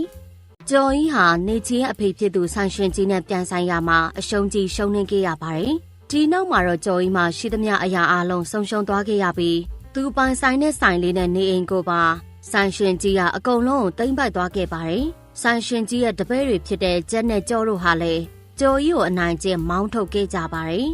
ဒီလိုနဲ့အချိန်နဲ့မဲ့သွားတဲ့ကျော်ကြီးဟာသူ့ရဲ့ရှက်သိက်ခါကိုပြန်လဲဆဲတင်ဖို့နဲ့ဆုံးရှုံးသွားတဲ့ဆိုင်ကိုပြန်ရယူဖို့အတွက်ကြိုးစားရတော့တာပေါ့သူဟာအစွမ်းထက်လျှို့ဝှက်ပစ္စည်းနှမျိုးဖြစ်တဲ့အေယာမတံပြာသီးနဲ့နှစ်တထောင်ငြိုသီး6ကိုရှာဖွေဖို့တောနက်ထဲကိုခရီးထွက်လာခဲ့ပါတယ်လိုက်ခဲ့တိတ်ပြီးပြင်းနေနဲ့ခြေလမ်းကိုတော်တော်လေးလမ်းဆမ်းမှကြော်ရအိုးနမင်းကြီးရဲ့ကျွန်တော်လည်းစောင့်ပါအောင်အရှင်ကတော့လမ်းလျှောက်နေစရာမလိုပဲအေးစိတ်ဖြစ်နေတာပေါ့ကျွန်တော်မှတော့လမ်းလျှောက်ရလွန်းလို့ခြေထောက်တွေတောင်ဖောင်းကားကုန်ပြီဗျမင်းကတော့တကယ်ကိုပေါ်ပြပြနိုင်တဲ့ကောင်ပဲကဲခြေလမ်းကိုမြင်တော်တော်လှမ်းစမ်းမဟုတ်ရင်မှောင်သွားလို့တောချောက်ရင်တော့မင်းမခံရမှာနော်ဗျာပါရီလာချောက်နေရလဲအရှင်ရဲ့ငါလကားပြောနေမှာမဟုတ်ဘူးနော်ဒီနာတဝိုက်မှာဘီကနီဝတ်ထားတဲ့တမန်ကြားရှိတယ်လို့တောင်သတင်းကြီးနေတာဟာဘီကနီဝတ်ထားတဲ့တမန်ကြားဟုတ်လားအရှင်ပြောရင်းဆိုရင်ကြော်ရီတယောက်မြေကြီးပေါ်အရာတစ်ခုကိုခလုတ်တိုက်ပြီးလဲကြပါတော့တယ်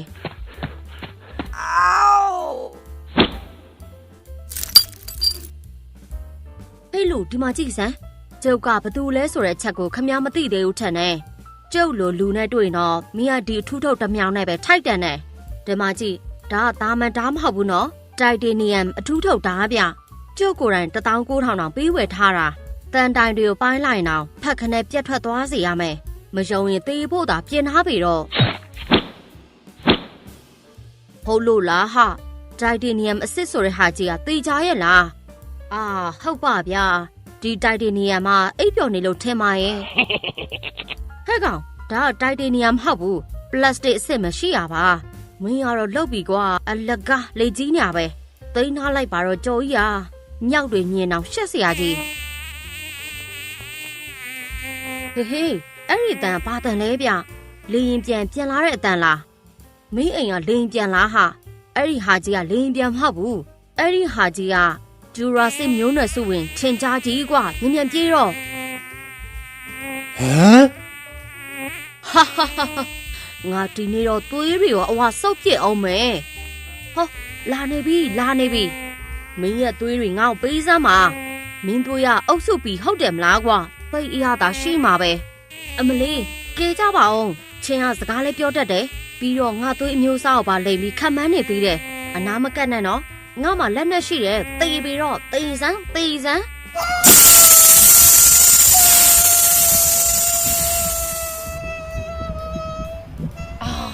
ိုင်ဝသွားတာပဲ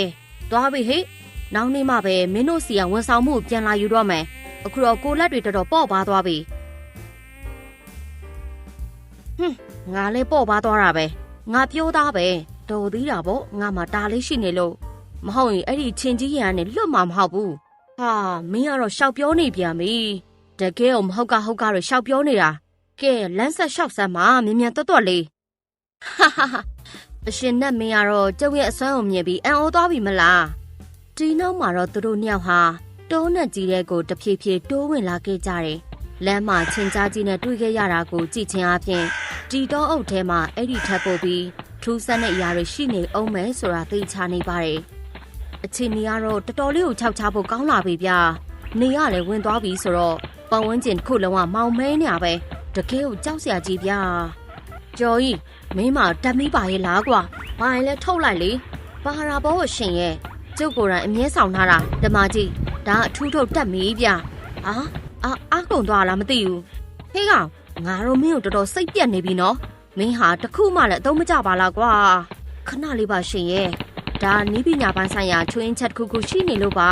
ဟောမီးလင်းလာပြီဗျမီးလင်းလာပြီဖက်ကောင်မိမဝဲစရာတခြားဟာမရှိတော့လားကွာဘာလို့အဲ့လိုတက်မီးမျိုးမှာတောင်းဝယ်ရတာလဲဟာ तू ကတစ်စကောက်နဲ့ရောင်းနေရလေအဲ့တော့ကျုပ်လည်းပစ္စည်းကောင်းမယ်ဆိုပြီးဝယ်လိုက်မိရပေါ့မင်းရတော့လေမှတ်ထားကွာလောကမှာဈေးပေါ်ပြီးပစ္စည်းကောင်းတယ်ဆိုတဲ့ဟာမရှိဘူးကွာအဲ့ဒါမြင်မှတ်ထား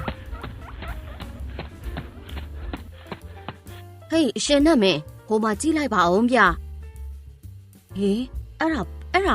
ကြီးကဘာကြီးလဲဟာမင်းတေချာကြည့်စမ်းဟာအဲ့ဒါဘာကြီးလဲဗျဒိုင်နိုဆောဥတွေလားမသိဘူးမင်းကြီးတော်အိမ်ကဒိုင်နိုဆောဥလားဟာဒါဒိုင်နိုဆောဥမဟုတ်ဘူးကွာအဲ့ဒါငါတို့လိုက်ရှာနေတဲ့အေယာမတံမြာသီးတွေပဲကြည်စမ်းအသီးကငကားရုပ်တုရဲ့ကိုလုံးလောက်တောင်ကြီးနေတာပါလား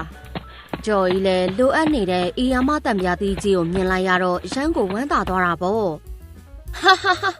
ကြည်စမ်းမအောင်အရှင်နဲ့မင်းကြီးရဲ့အဲ့ဒီအသီးကြီးကတကယ်ကိုကြီးကြီးပဲဗျာတောက်တာသင်္ဘောတီတောင်းနဲ့ထည့်လိုက်ရင်တရွာလုံးကျွေးလို့တောင်လောက်တယ်ဗျအေးငါလည်းအဲ့လိုပဲတွေးနေတာကွာကဲရပါပြီဗျာကျုပ်ကိုယ်တိုင်အဲ့ဒီအလုံးကိုပဲရှူလိုက်တော့မယ်ဟာဒီဟာကြီးကလိမ့်ပြီးထွက်ပြေးနေတယ်ဗျဟေးမပြေးနဲ့လေပြန်လာခဲ့စမ်းငါ့ကိုအေးစေးပိတ်ညစ်ခိုင်းစမ်းပါကွာ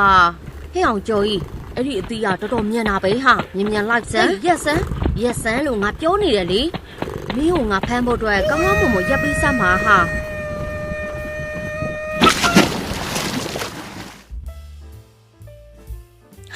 ဟာလမ်းပိတ်သွားပြီအခုတော့မင်းဘယ်ကိုမှပြေးလို့မရတော့ဘူးကွာအေးလမ်းပိတ်သွားပြီဆိုတော့ဒီတစ်ခါတော့ငါတို့လက်ထဲကလွတ်မှာမဟုတ်တော့ဘူးငါလက်ထဲကိုရောက်ဖို့သာပြင်ထားပြီတော့အဲ့ဒီအချိန်နဲ့မင်းကအပေါ်ကိုမှော်ကြည့်လိုက်တဲ့အချိန်မှာအရက်အမောင်မြင့်มาပြီထူးဆန်းတဲ့တတ္တဝါကြီးတစ်ကောင်ကိုတွေ့လိုက်ရတယ်အဲ့ဒီတတ္တဝါကြီးမှာသေးငယ်လို့နဲ့ပါဆက်ပေါက်လေးရှိပေမဲ့သူ့ရဲ့မျက်လုံးတွေကတော့အကြီးကြီးဖြစ်နေပြီးကျော်ကြီးတို့စီကိုစိုက်ကြည့်နေတာပါဟေးကျော်ကြီးဘာလဲဗျရှင်ဟိုမှာအရှင်ဘာလဲဗျအဲ့ဒါဘာကောင်ကြီးလဲဆိုတာမင်းကြည့်လိုက်စမ်းဟာအရှင်ကလည်းဘာတွေပြောနေမှန်းကိုမသိဘူးဘသူကများငါရဲ့ဗီတာမင်စီတွေကိုခိုးဖို့တတိရှိနေရလဲပြောင်းကြောကြီးနင်းပြေးကြဆိုဟာဘယ်ကိုအလင်းစလို့ပြေးကြမလို့လဲလာပါငါစီကိုလာကြစမ်းပါငါရဲ့အစီအစဉ်တိုင်းအေးစီအကိုင်းတွေခံကြစမ်းပါဟာကျုပ်တို့တက်နေတော့မယ်ဗျ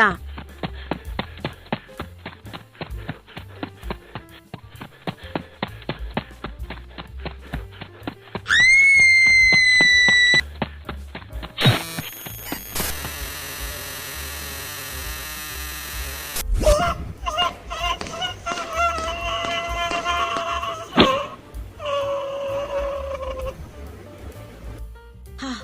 နောက်ဆုံးတော့အဲ့ဒီကောင်ကြီးလဲကျသွားပြီဟာငါတို့မြန်ပုံဖို့နေရရှာမဖြစ်မယ်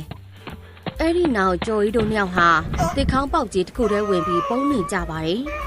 ဟေးဘယ်နားမှာသွားပုံနေကြတာလဲတတိထားနော်ကျော်ကြီးဒီကောင်ကအဲ့ဒီတံပြားသီးတွေကိုတော်တော်နှမျောပုံရတယ်ကွာငါတို့အလွယ်တကူလွတ်ပေးမှာမဟုတ်ဘူးအိုးဟိုဒီလိုမျိုးကြီးကြုံရမယ်လို့ကျုပ်လုံးဝမထင်ထားခဲ့ဘူးဗျာသိရင်တော့ကျုပ်မလာပါဘူးဗျာဘယ်မှာလဲငါလူနဲ့နေရနေတယ်နော်မဖြစ်တော့ဘူးအဲ့ဒီဟာကြီးကငါတို့မျက်စိရှေ့ကိုရောက်နေပြီသိပါပြီဆာရာဆာရာမဟုတ်ဘူးဗျငါတို့တေအောင်လုပ်မဲ့အမေကြီးဖြစ်နေပြီတူပြောစမ်းမကြော်ကြီးဟာအဲ့ဒီဟာကြီးကြားသွားပါအောင်မယ်ဟဲရှာတွေ့ပြီကွာမလောက်ပါနဲ့ဗျာကျုပ်ကမစားပါနဲ့ဗျာကျုပ်အသားမစားကောင်းပါဘူးကျုပ်မှာစီးချိုယောဂရှိရဲ့ဗျာဟုတ်တယ်သွေးတိုးလည်းရှိတယ်ဗျာစီးချိုယောဂရောသွေးတိုးယောဂရောရှိတယ်ပေါ့လေ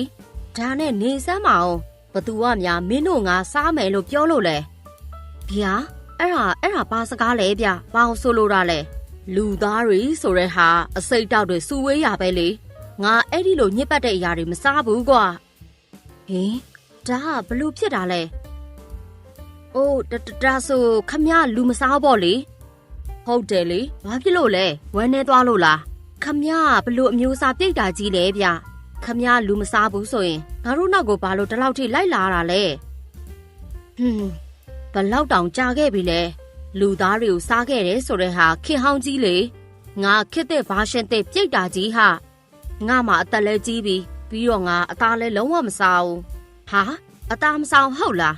ငါတက်တယ်900ရှိပြီအသားမစားတဲ့ပြိတ်တာမျိုးတစ်ခါမှမကြားဘူးဒါနဲ့နေစမ်းမအောင်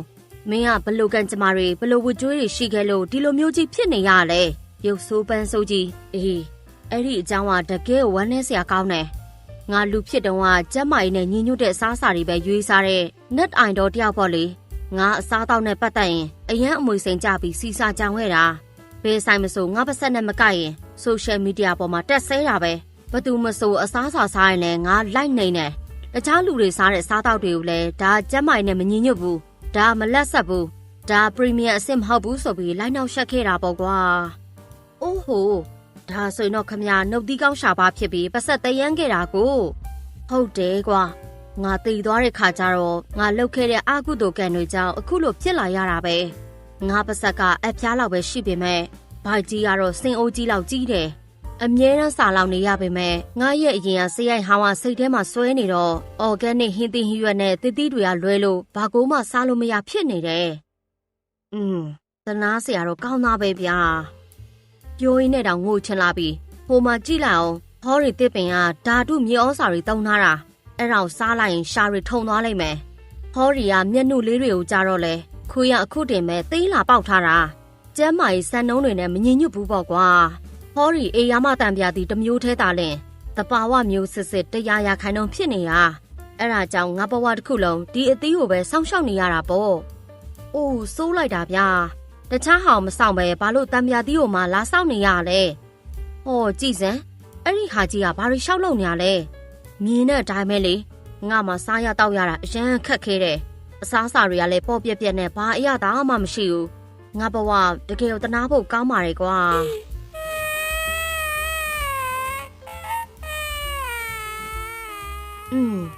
ကြည့်ရတာတကယ်တနာစရာကောင်းပါလေဗျာဒါပေမဲ့သူကလူအသားမစားဘူးဆိုတော့ကျုပ်တို့အတွက်သတင်းကောင်းပဲပေါ့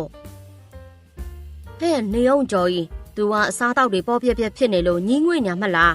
ဒါဆိုရင်တော့ဒေအိုးပေါက်စပိုမူးဆိုရဲမင်းအတွက်အကွက်ဆိုင်ပြီပေါ့မင်းရဲ့လက်ဆွမ်းကိုတတ်သိပြရမယ့်ချိန်ရောက်ပြီဟာဟုတ်သားပဲရှင်ဒါပေမဲ့ကျုပ်ရဲ့လက်ဆွမ်းကဟိုလှုပ်ဆန်းမှာမစမ်းတတ်ပဲနဲ့ဘယ်သိမလဲအကောင်းဆုံးတာလှုပ်ဆန်းမှာမင်းလုံနိုင်တယ်ဆိုတာငါယုံကြည်တယ်ကျုပ်ကိုယုံကြည်ပေးမဲ့သူရှိနေမှာတော့ကဲတတ္တဝါကြီးခမညာဘာလဲကျုပ်သာခမညာအတွက်အရှမ်းအရသာရှိတဲ့တသက်လူဟင်းလျာတစ်မျိုးချက်ပေးနိုင်မယ်ဆိုရင်ခမညာကျုပ်တို့တံပြားသီးတစ်လုံးလောက်ပေးနိုင်မလားဗျဟင်ဘာပြောတယ်တကယ်လားမင်းတကယ်ပဲလုံနိုင်မှာလားငါကိုယ်တိုင်ရဲ့နာယီပွဲပြီးတဲ့ကဘာအရသာရှိတဲ့ဟာမှမစားရသေးဘူး မင်းသာတကယ်လုံနိုင်မယ်ဆိုရင်တော့ငါတံပြားတီကိုပေးပါမယ်ဒါပေမဲ့မင်းသာမလုံနိုင်ဘူးဆိုရင်တော့မင်းကိုတံပြားပင်အတွက်မြေဩစာဖြစ်ငါပြောင်းလဲပြစ်မယ်အချင်းအနေကတော့အသက်ပေးနဲ့နီးနေတယ်ဒါပေမဲ့လည်းကောင်းပြီဗျာကျုပ်သဘောတူတယ်ဒီနောက်မှာတော့ကျော်ကြီးဟာအရသာရှိတဲ့ဟင်းလျာနဲ့တံပြားတီကိုလဲလှယ်ဖို့တတဝါကြီးနဲ့သဘောတူလိုက်တယ်အမားယွင်းဖြစ်သွားရင်သေရမှာဖြစ်ပေမဲ့လည်းဒါကအေယာမတံပြားတီကိုရနိုင်မဲ့တခုတည်းသောနီလန်ဖြစ်နေတယ်အဲ့ဒီချိန်မှာတော့ဆန်ရှင်ကြီးရဲ့ဆိုင်ဖက်ကိုတစ်ချက်ကြည့်လိုက်ရအောင်ကျော်ကြီးရဲ့ဆိုင်ပိတ်သွားပြီးတဲ့နောက်တော့ကျွမ်းထဲမှာဆန်ရှင်ကြီးရဲ့ဆိုင်တစ်ဆိုင်ပဲရှိတော့တာကြောင့်လူတွေကအဲ့ဒီဆိုင်ထဲကိုပဲဝင်နေကြရတယ်ဆန်ရှင်ကြီးဟာဟင်းတွေချက်လာတာနှစ်ပေါင်းများစွာကြာနေပြီဖြစ်ပေမဲ့သူ့ရဲ့လက်ရာကတော့ဘယ်တော့မှမပြောင်းလဲဘူးအရင်တိုင်းပဲခါတက်တဲ့အရသာကြီးဟာဖြစ်နေတော့မယ်ဟေးဆန်ရှင်ကြီးခမည်းဟင်းနဲ့ကိုဘာတွေထည့်ရလဲဗျာဘာဖြစ်လို့အရသာဤစိတ်ညာလဲဟုတ်တယ်ကျုပ်ပေးထားတဲ့ပတ်စံတွေပြန်အမ်းပေးလို့ရမလားကြည်စံကျော်ကြီးကိုအနိုင်ယူပြီးတဲ့နောက်မှာငါရဲ့ဆိုင်ကပြန်ပြီးတော့အောင်မြင်လာပြန်ပြီဟုတ်တယ်ဆန်ရှင်ကြီးဟိုမှာကြည့်လိုက်ပါဦးလူတိုင်းရဲ့မျက်နှာတွေကအရန်ကိုပျော်ရွှင်နေကြတဲ့ပုံစံတွေပဲဟုတ်တယ်ကျော်ကြီးရဲ့ဆိုင်နဲ့တော့တိတိတတ်တာကွာခြားသွားတာပေါ့အိုးမဟုတ်သေးပါဘူးဟင်ဆန်ရှင်ကြီးဘာဖြစ်လို့လဲဗျဒီရက်ပိုင်းတွင်းမှာငါနည်းနည်းနေမကောင်းသလိုခံစားနေရတယ်အသက်ကြီးလာရင်ဒီလိုပါပဲဆန်ရှင်ကြီးရာကျုပ်အကြံပေးချင်တာတော့လေဆန်ရှင်ကြီးနေနဲ့ဒီလုပ်ငန်းကိုစက်ခံမဲ့သူတယောက်ကိုရှာထားသိမ့်မယ်ထင်တယ်ဆန်ရှင်ကြီးတခုခုဖြစ်သွားခဲ့ဒီဆိုင်ကိုဆက်ပြီးစီမံခန့်ခွဲမဲ့သူရှိရပေါ့အေးအဲ့ဒါလည်းဟုတ်တာပဲကွာငါသာတခုခုဖြစ်သွားရင်ကျော်ကြီးဟာသူ့ရဲ့နေရာကိုပြန်လာတောင်းမှသိကြတယ်ဟုတ်ပါတယ်ဆန်ရှင်ကြီးအဲ့တော့ကျုပ်ကိုပဲတမတ်ဖြစ်လက်ခံလိုက်ပါတော့ကျုပ်ကပဲဆန်ရှင်ကြီးရဲ့အမွေတွေကိုစက်ခံပေးပါမယ်ထွေးမင်းမပြောထွက်တယ်နော်မင်းမျက်နှာကိုလည်းမင်းပြန်ကြည့်အောင်မပေါ့ကြော့ရအဲ့ဒီချိန်မှာပဲဆန်ရှင်ကြီးရဲ့သမီးဖြစ်သူနေချီဟာရောက်လာခဲ့တယ်ဟေးသမီးလေးဘာလို့မလို့လဲသမီးကားမောင်းထွက်မလို့ဖေဖေဟင်ကားမောင်းမယ်ဟုတ်လားဘလို့လုပ်ပြီးကားမောင်းမှလဲသမီးရဲ့သမီးကကားမှမမောင်းတတ်ပဲနဲ့ဟောဖေဖေကလည်းသမီးကိုတသက်မဲ့နှောက်နေရလားသမီးဖေဖေတခုလောက်တောင်းဆိုပြစေမဟုတ်ပါဘူးဒါအမိတ်ပေးတာလို့ပဲမှတ်လိုက်ပါဖေဖေကဘာအကြောင်းများပြောချင်လို့လဲအေးဒီရက်ပိုင်းမှာဖေဖေနေလို့မကောင်းဘူးသမီးအသက်ကလည်းကြီးလာပြီဆိုတော့နောက်ထပ်ဘယ်နှစ်နှစ်လောက်နေရအောင်မယ်မသိဘူးဖေဖေသားတခုခုဖြစ်သွားရင်ဒီဆောင်ဖေဖေကိုစားစက်ခံမဲ့သူရှိစေချင်တဲ့သမီးအဲ့ဒါဆိုသူများကိုရောင်းမလို့လားမဟုတ်ဘူးသမီးအဖေသမီးလေးကဥဆောင်ရမှာသမီးကိုပြောတာလားမရပါဘူးဖေဖေရဲ့သမီးကဟင်းမှမချက်တတ်တာအဲ့ဒါကြောင့်သမီးတို့ယောက်ျားတယောက်ရှာပေးရမယ်ရှင်ဟင်းချက်လက်ရကောင်းတဲ့သူရှာရမယ်အဲ့ဒီလိုလူမျိုးမှငါရဲ့နေရာကိုဘယ်သူမှလာမလူနိုင်မှာမဖြစ်နိုင်တာဖေဖေရဲ့သမီးယောက်ျားမလို့ချင်ဘူးသမီးလက်မခံနိုင်ဘူးဟေးငါအမိတ်ကိုမင်းကစန့်ကျင်တာလားနေစမ်းမင်းကအဲ့ဒီကြော်ကြီးကိုအခုချိန်နေမျောလင့်နေတုံးလားကွာဟုတ်တယ်ဖေဖေသမီးသူ့ပဲစောင့်နေတာသမီးသူ့ပဲယူမှာအဲ့ဒီကောင်ကဘာများကောင်းနေလို့လဲသမီးဘာလို့သူ့မှာသွားပြီးစိတ်ဝင်စားနေရလဲဖေဖေကြော်ကြီးကစိတ်နှလုံးဖြူစင်တယ်ပြီးတော့သမီးကိုအမြဲတမ်းဟင်းတွေချက်ကျွေးတယ်သူချက်တဲ့ဟင်းတွေကဘလောက်ပဲခါတတ်နေပါစေသူ့ရဲ့စေတနာနဲ့စူးစမ်းအားထုတ်မှုသမီးမြင်နေရတယ်ဖေဖေထွေးတိုက်စမ်းအဲ့ဒီကောင်ကြောင့်ငါရှိမှနောက်တစ်ခါထပ်မပြောနဲ့အဲ့ဒီကောင်ကငါတို့ရွာနေထွက်ပြေးသွားပြီသူ့ပြန်တွေ့ရဖို့ဘယ်တော့မှမျောလင့်မနေနဲ့တော့သူပြန်လာမှာပါဖေဖေသမီးသူ့စိတ်တက်ကိုကောင်းကောင်းသိတယ်သူကဘယ်တော့မှရှုံးပေးမဲ့သူမဟုတ်ဘူးသူပိုင်ဆိုင်ခဲ့တဲ့ဆိုင်နဲ့သူ့ရဲ့ဂုဏ်သိက္ခာကိုပြန်တောင်းဖို့သူတေချာပေါက်ကိုပြန်လာမှာဒီသမီးလေးကတော့လာစမ်းပြောလေလေဒေါသထွက်လေလေပဲကဲထားလိုက်တော့မနှက်ပြန်ကြရင်မင်းတို့အိမ်နောက်ဘက်ရှာဖို့ငါကြေညာတော့မယ်မင်းစိတ်ကိုကြိုးသားပြင်ထားကြားလားဒီလိုနဲ့ဆိုင်ရှင်ကြီးကသူနေလို့မကောင်းဖြစ်လာတဲ့အခါမှာသူ့ရဲ့ဆိုင်ကိုစက်ခံမဲ့သူရှာဖို့အတွက်သမီးဖြစ်သူနဲ့လက်ထပ်ပေးဖို့စီစဉ်ရတာဖြစ်တယ်ဟင်းချက်လက်ရာအကောင်းဆုံးရှိတဲ့သူကိုမှသတ်မှတ်အဖြစ်ရွေးချယ်မှာဖြစ်ပါတယ်နောက်တစ်နေ့မနက်ကိုရောက်တဲ့အခါမှာကျော်ကြီးရဲ့အသက်ပေးနဲ့ရင်းရမယ့်ဟင်းချက်တဲ့တာဝန်စတင်လာပါပြီကဲစပြီပြို့ငါရဲ့ကံကြမ္မာအဆုံးဖြတ်ပေးမဲ့ဒီဟင်းလျာကိုအမားခံလို့မဖြစ်ဘူးကျုပ်ချက်မဲ့ဟင်းကတော့အစွမ်းကုန်ဆက်တဲ့အေယာမတံပြာတီထောင်းမယ်ဘသူပဲဆဆထက်မှာစီရမယ်အရသာမျိုးဖြစ်ရမယ်အရှင်နာမည်အစင်နဲ့ဖြစ်ပြီလားဗျကျုပ်ကိုဟင်းချက်ကရိယာတွေပေးပါတော့ရောအကုန်ယူသွား လူလဲအသင့်လက်နက်တွေလည်းအသင့်ပဲပြုဟာကြည်စံတောင်ဘလို့လုံးလိုက်လဲဆိုတာမြင်ကြရဲ့လားဒါကမြင်ကြဟင်းချက်နေဗျအရှင်နမင်းဟင်းခတ်မွေးကြနေပေးပါအောင်ဗျာကဲရပြီပြုဒါကတော့ဒိုင်ကြည့်တဲ့စနစ်နဲ့ထောင်းနေဒိုင်ကြည့်တဲ့စနစ်နဲ့ဟင်းချက်နေပဲပြု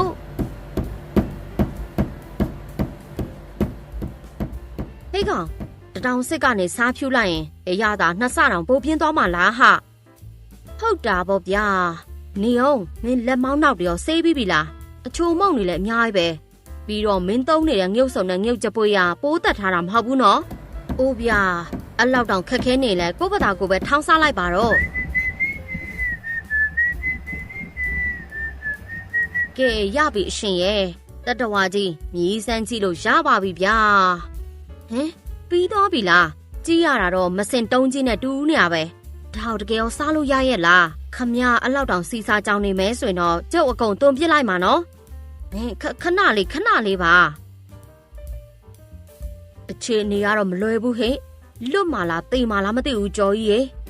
ရှင်တုံလိုက်တာဗျာစိတ်လှုပ်ရှားဖို့ကောင်းလိုက်တာကဲငါစားကြည့်ပြီနော်ဘယ်လိုဖြစ်မလဲမသိဘူးငါတို့အဆင်ပြေမှာပါနော်ဖီယာတကြမလို့သူငါတို့လွတ်ပေးမှာလားဟမ်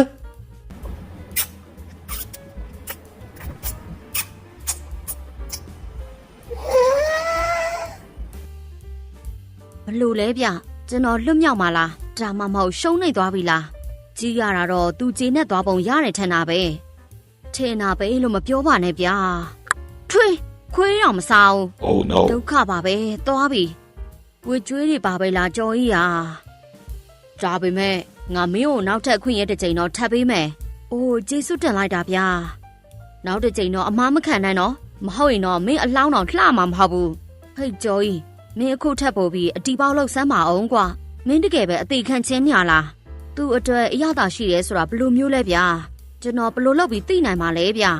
မင်းမော်အိုးထဲမှာစားခဲ့တဲ့အရသာကိုပြန်စဉ်းစားကြည့်လေအဲ့ဒီအရသာဘလို့မျိုးလဲဆိုတာကိုသိချစဉ်းစားပြီးခွဲချမ်းစိတ်ဖြာကြည့်စမ်းမော်အိုးထဲအရသာဘလို့မျိုးပါလဲ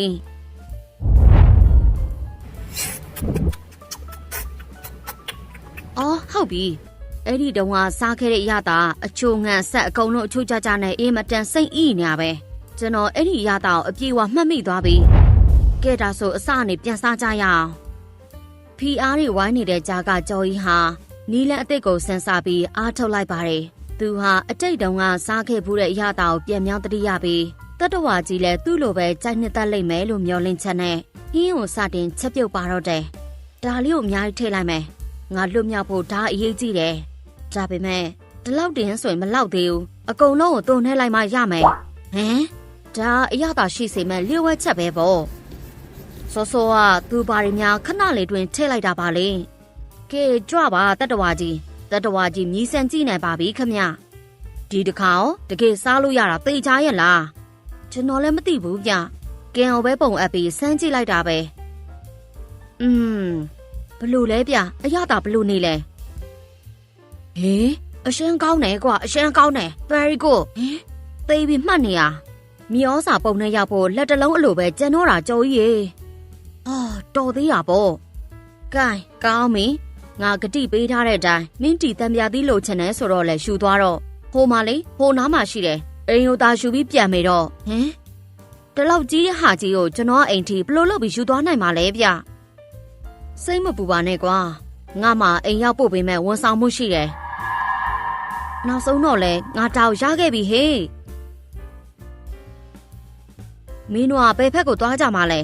အော်ဟိုဘက်ကိုသွားမှာကဲတံပြာသီးကိုမြဲတာကင်ထားကြပြီတော့ဗျာဒါကဘာလို့ဆိုလိုတာလဲဟေးနေအောင်လေဒါဘာဖြစ်တာလဲ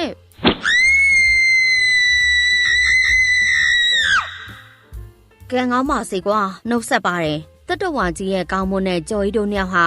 တံပြာသီးကြီးကိုဖတ်တွယ်ရင်လေထဲမှာပြန်ဝဲနေပါတယ်နမင်းကြီးအရက်မြင့်နေပြီဗျပြုတ်ကျသွားလို့ကတော့ဥပွင့်ထွက်ကုန်တော့မှာပဲတခုခုလှုပ်ပေးပါအောင်ဗျာအေးပါကွာငါသိပါတယ်မြင်းတာကင်နာစမ်းကာကွယ်ရေးတိုင်းအပြည့်ဝလှုပ်လိုက်ဟေ့ ဒါပါကြီးလေဘလို့ကြီးဖြစ်သွားလဲအိုးကြည်စမ်းဒါရှေးအောက်ထဲကိုရောက်နေရလားဟိုမှာငါးတွေကိုကြည့်အောင်အများကြီးပဲနော်ဟင်းချိုချက်တောက်လိုက်ရရင်တော့တိတ်ကောင်းပါပဲဒီနေရာပဲဒါငကားပြီရှေးအောက်မြို့တော်ပဲပေါ့အိုးတကယ်ကိုမျက်စိတမိတ်တွင်ရောက်လာတာပဲအရင်မြန်တာပဲဗျာကဲရှေးကိုဆက်လျှောက်သွားချေငကားပြီဟိုနားတင်ရှိတော့တာဟုတ်ပြီသွားကြတာပေါ့ဗျာကျော်ရီတို့နှစ်ယောက်ငကားတိုင်းပြည်ရဲ့ဝင်ပေါက်ကိုရောက်တော့ကင်းဆောင်ရဲမက်ကသူတို့ကိုတားဆီးလိုက်ပါတယ်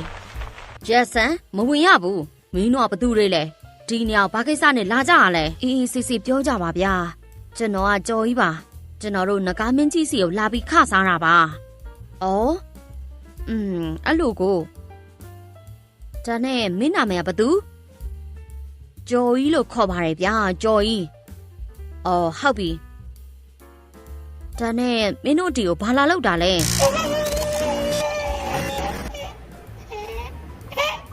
ဒီငခုရဲမက်ကတော့မှတ်ညံနေလိုက်တာဒီအတိုင်းတန်းဝင်သွားလို့ရပြီလားဗျသူတို့နှစ်ယောက်လုံးငကားမင်းကြီးရဲ့နန်းဆောင်နဲ့ရောက်တဲ့အခါပလင်ပေါ်မှာထိုင်နေတဲ့ငကားကြီးကိုတွေ့လိုက်ရပါတယ်ဘိုက်တည်းရစ်နာလိုက်တာကွာတစုံတယောက်ကငါးဘိုက်ကိုငရုတ်စုံနဲ့လာထောင်းနေတယ်လို့ပဲပူဆက်ပူလောင်ဖြစ်နေတာပဲဟေ့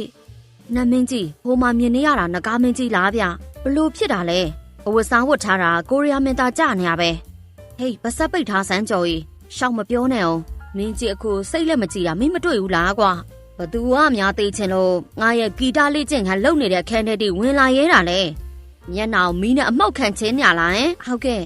ကျွန်တော်ကကြော်ကြီးလို့ခေါ်ပါတယ်ရန်သူမဟုတ်ပါဘူးဗျာကျွန်တော်မြင်နေရတာတော့အရှင်မင်းကြီးညှဉ်းညူနေတာကြည့်ပြီးတခုခုဖျားနာနေတယ်လို့ထင်လို့ပါခမညာဘယ်ရဖျားတာလဲကွာငါအဆိုင်ယောဂအခန့်ရှိလို့ယောဂထလာတာဘာဖြစ်လို့လဲဗျငကားမင်းသာဖြစ်တာအဆက်ကလေးတောင်စားလို့မရဘူးကွာဆရာဝန်ကပြောတယ်ငါအဆိုင်နှစ်ရန်အရန်ပါနေပြီတဲ့ငါမျောစရာကြီးကွာရော့ကီတာဝါသနာအိုတယောက်ဖြစ်ပြီးမှတော့တင်မော်တီတုတ်ကိုဆက်လေးစားနိုင်ရမှာပေါ့အခုတော့ကြည့်အောင်စံပြုတ်ဝဲစားနေရတာဘယ်ချိန်ထိလည်းမသိဘူးစားရတာညီးငွေလွန်းလို့အန်အောင်ထွက်ချင်နေပြီအစာအိမ်ယောဂဖြင့်အစာချေပြန်တက်တဲ့ယောဂပါဖြစ်နေတာကိုလက္ခဏာတော်တော်ပြင်းထန်တယ်လေတွေအထက်ကိုစံတက်နေရပဲဒါဆိုအရှင်မင်းကြီးကအဆက်တွေရန်စားချင်နေတာပေါ့ဟုတ်လားဗျအေးဘောကွာငါမှနှစ်တစ်ထောင်ညှို့သီး6တွေအများကြီးတူလောင်ထားတာရှိပေမဲ့အခုတော့ထိုင်ကြည့်နေုံပဲတက်နိုင်တော့တယ်နှစ်တစ်ထောင်ညှို့သီး6တဲ့လားဒီလိုအခြေအနေမျိုးမှာမင်းကဘလောက်ပဲဟင်းကိုအရသာရှိအောင်ဆက်အောင်ချက်ပေးငကားမင်းကြီးကစားနိုင်မှာမဟုတ်ဘူးငါတို့မှသူနဲ့အလဲလဲလောက်ဖို့ဘာမှမရှိတော့ကြော်ကြီးရေတကယ်ကိုဖိအားများတဲ့အခြေအနေပဲကဲငါရဲ့သေးငယ်လာတဲ့အုံနောက်လေးကိုသုံးရတော့မယ်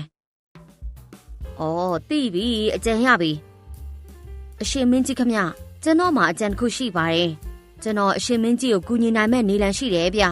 ဘာကြောင့်လဲဆိုတော့ကျွန်တော်မှအရှင်မင်းကြီးရဲ့အဆိုင်ယောဂါကိုချက်ချင်းပြအောင်ကုသပေးနိုင်တဲ့ဆေးရှိလို့ပဲ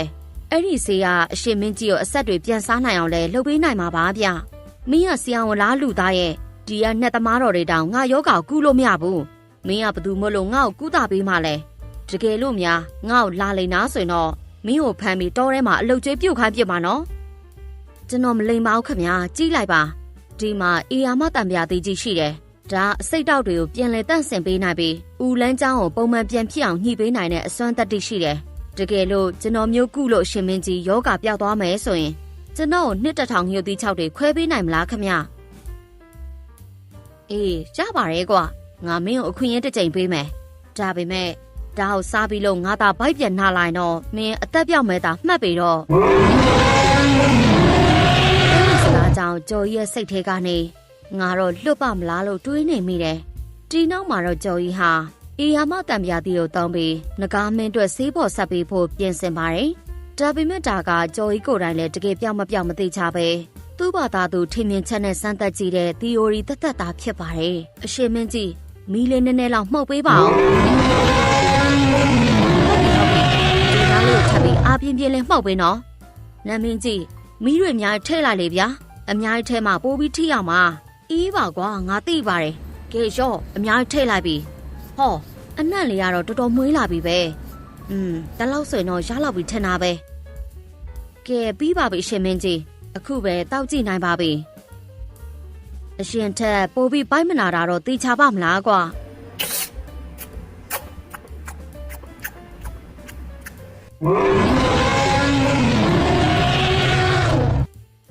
ဟောငါပိုက်နာတာပျောက်သွားပြီဟေ့အာတော်သေးတာပေါ့ဒီနောက်မှာတော့ကျော်ကြီးရဲ့ theory ကအောင်မြင်သွားပါတယ်ဒါကြောင့်နဂါမင်းကြီးကလည်းကျော်ကြီးကိုနှစ်တစ်ထောင်ရုပ်သီး6တွေပေးလိုက်ပြီးအိမ်ကိုအမြန်ဆုံးနည်းနဲ့ရောက်နိုင်ဖို့သူ့ရဲ့ဒုံးပြောင်စီပြီးပြန်ခန်းလိုက်ပါတယ်မင်းတို့အစင်းနဲ့ဖြစ်ပြီးဆိုရင်မြက်မြက်ကင်ထားကြပြီတော့ဟေ့ငါအိမ်ကိုအသက်ရှင်လေးရဲ့ပြန်ရောက်ပါမလားမသိဘူးသွားပြီဟေ့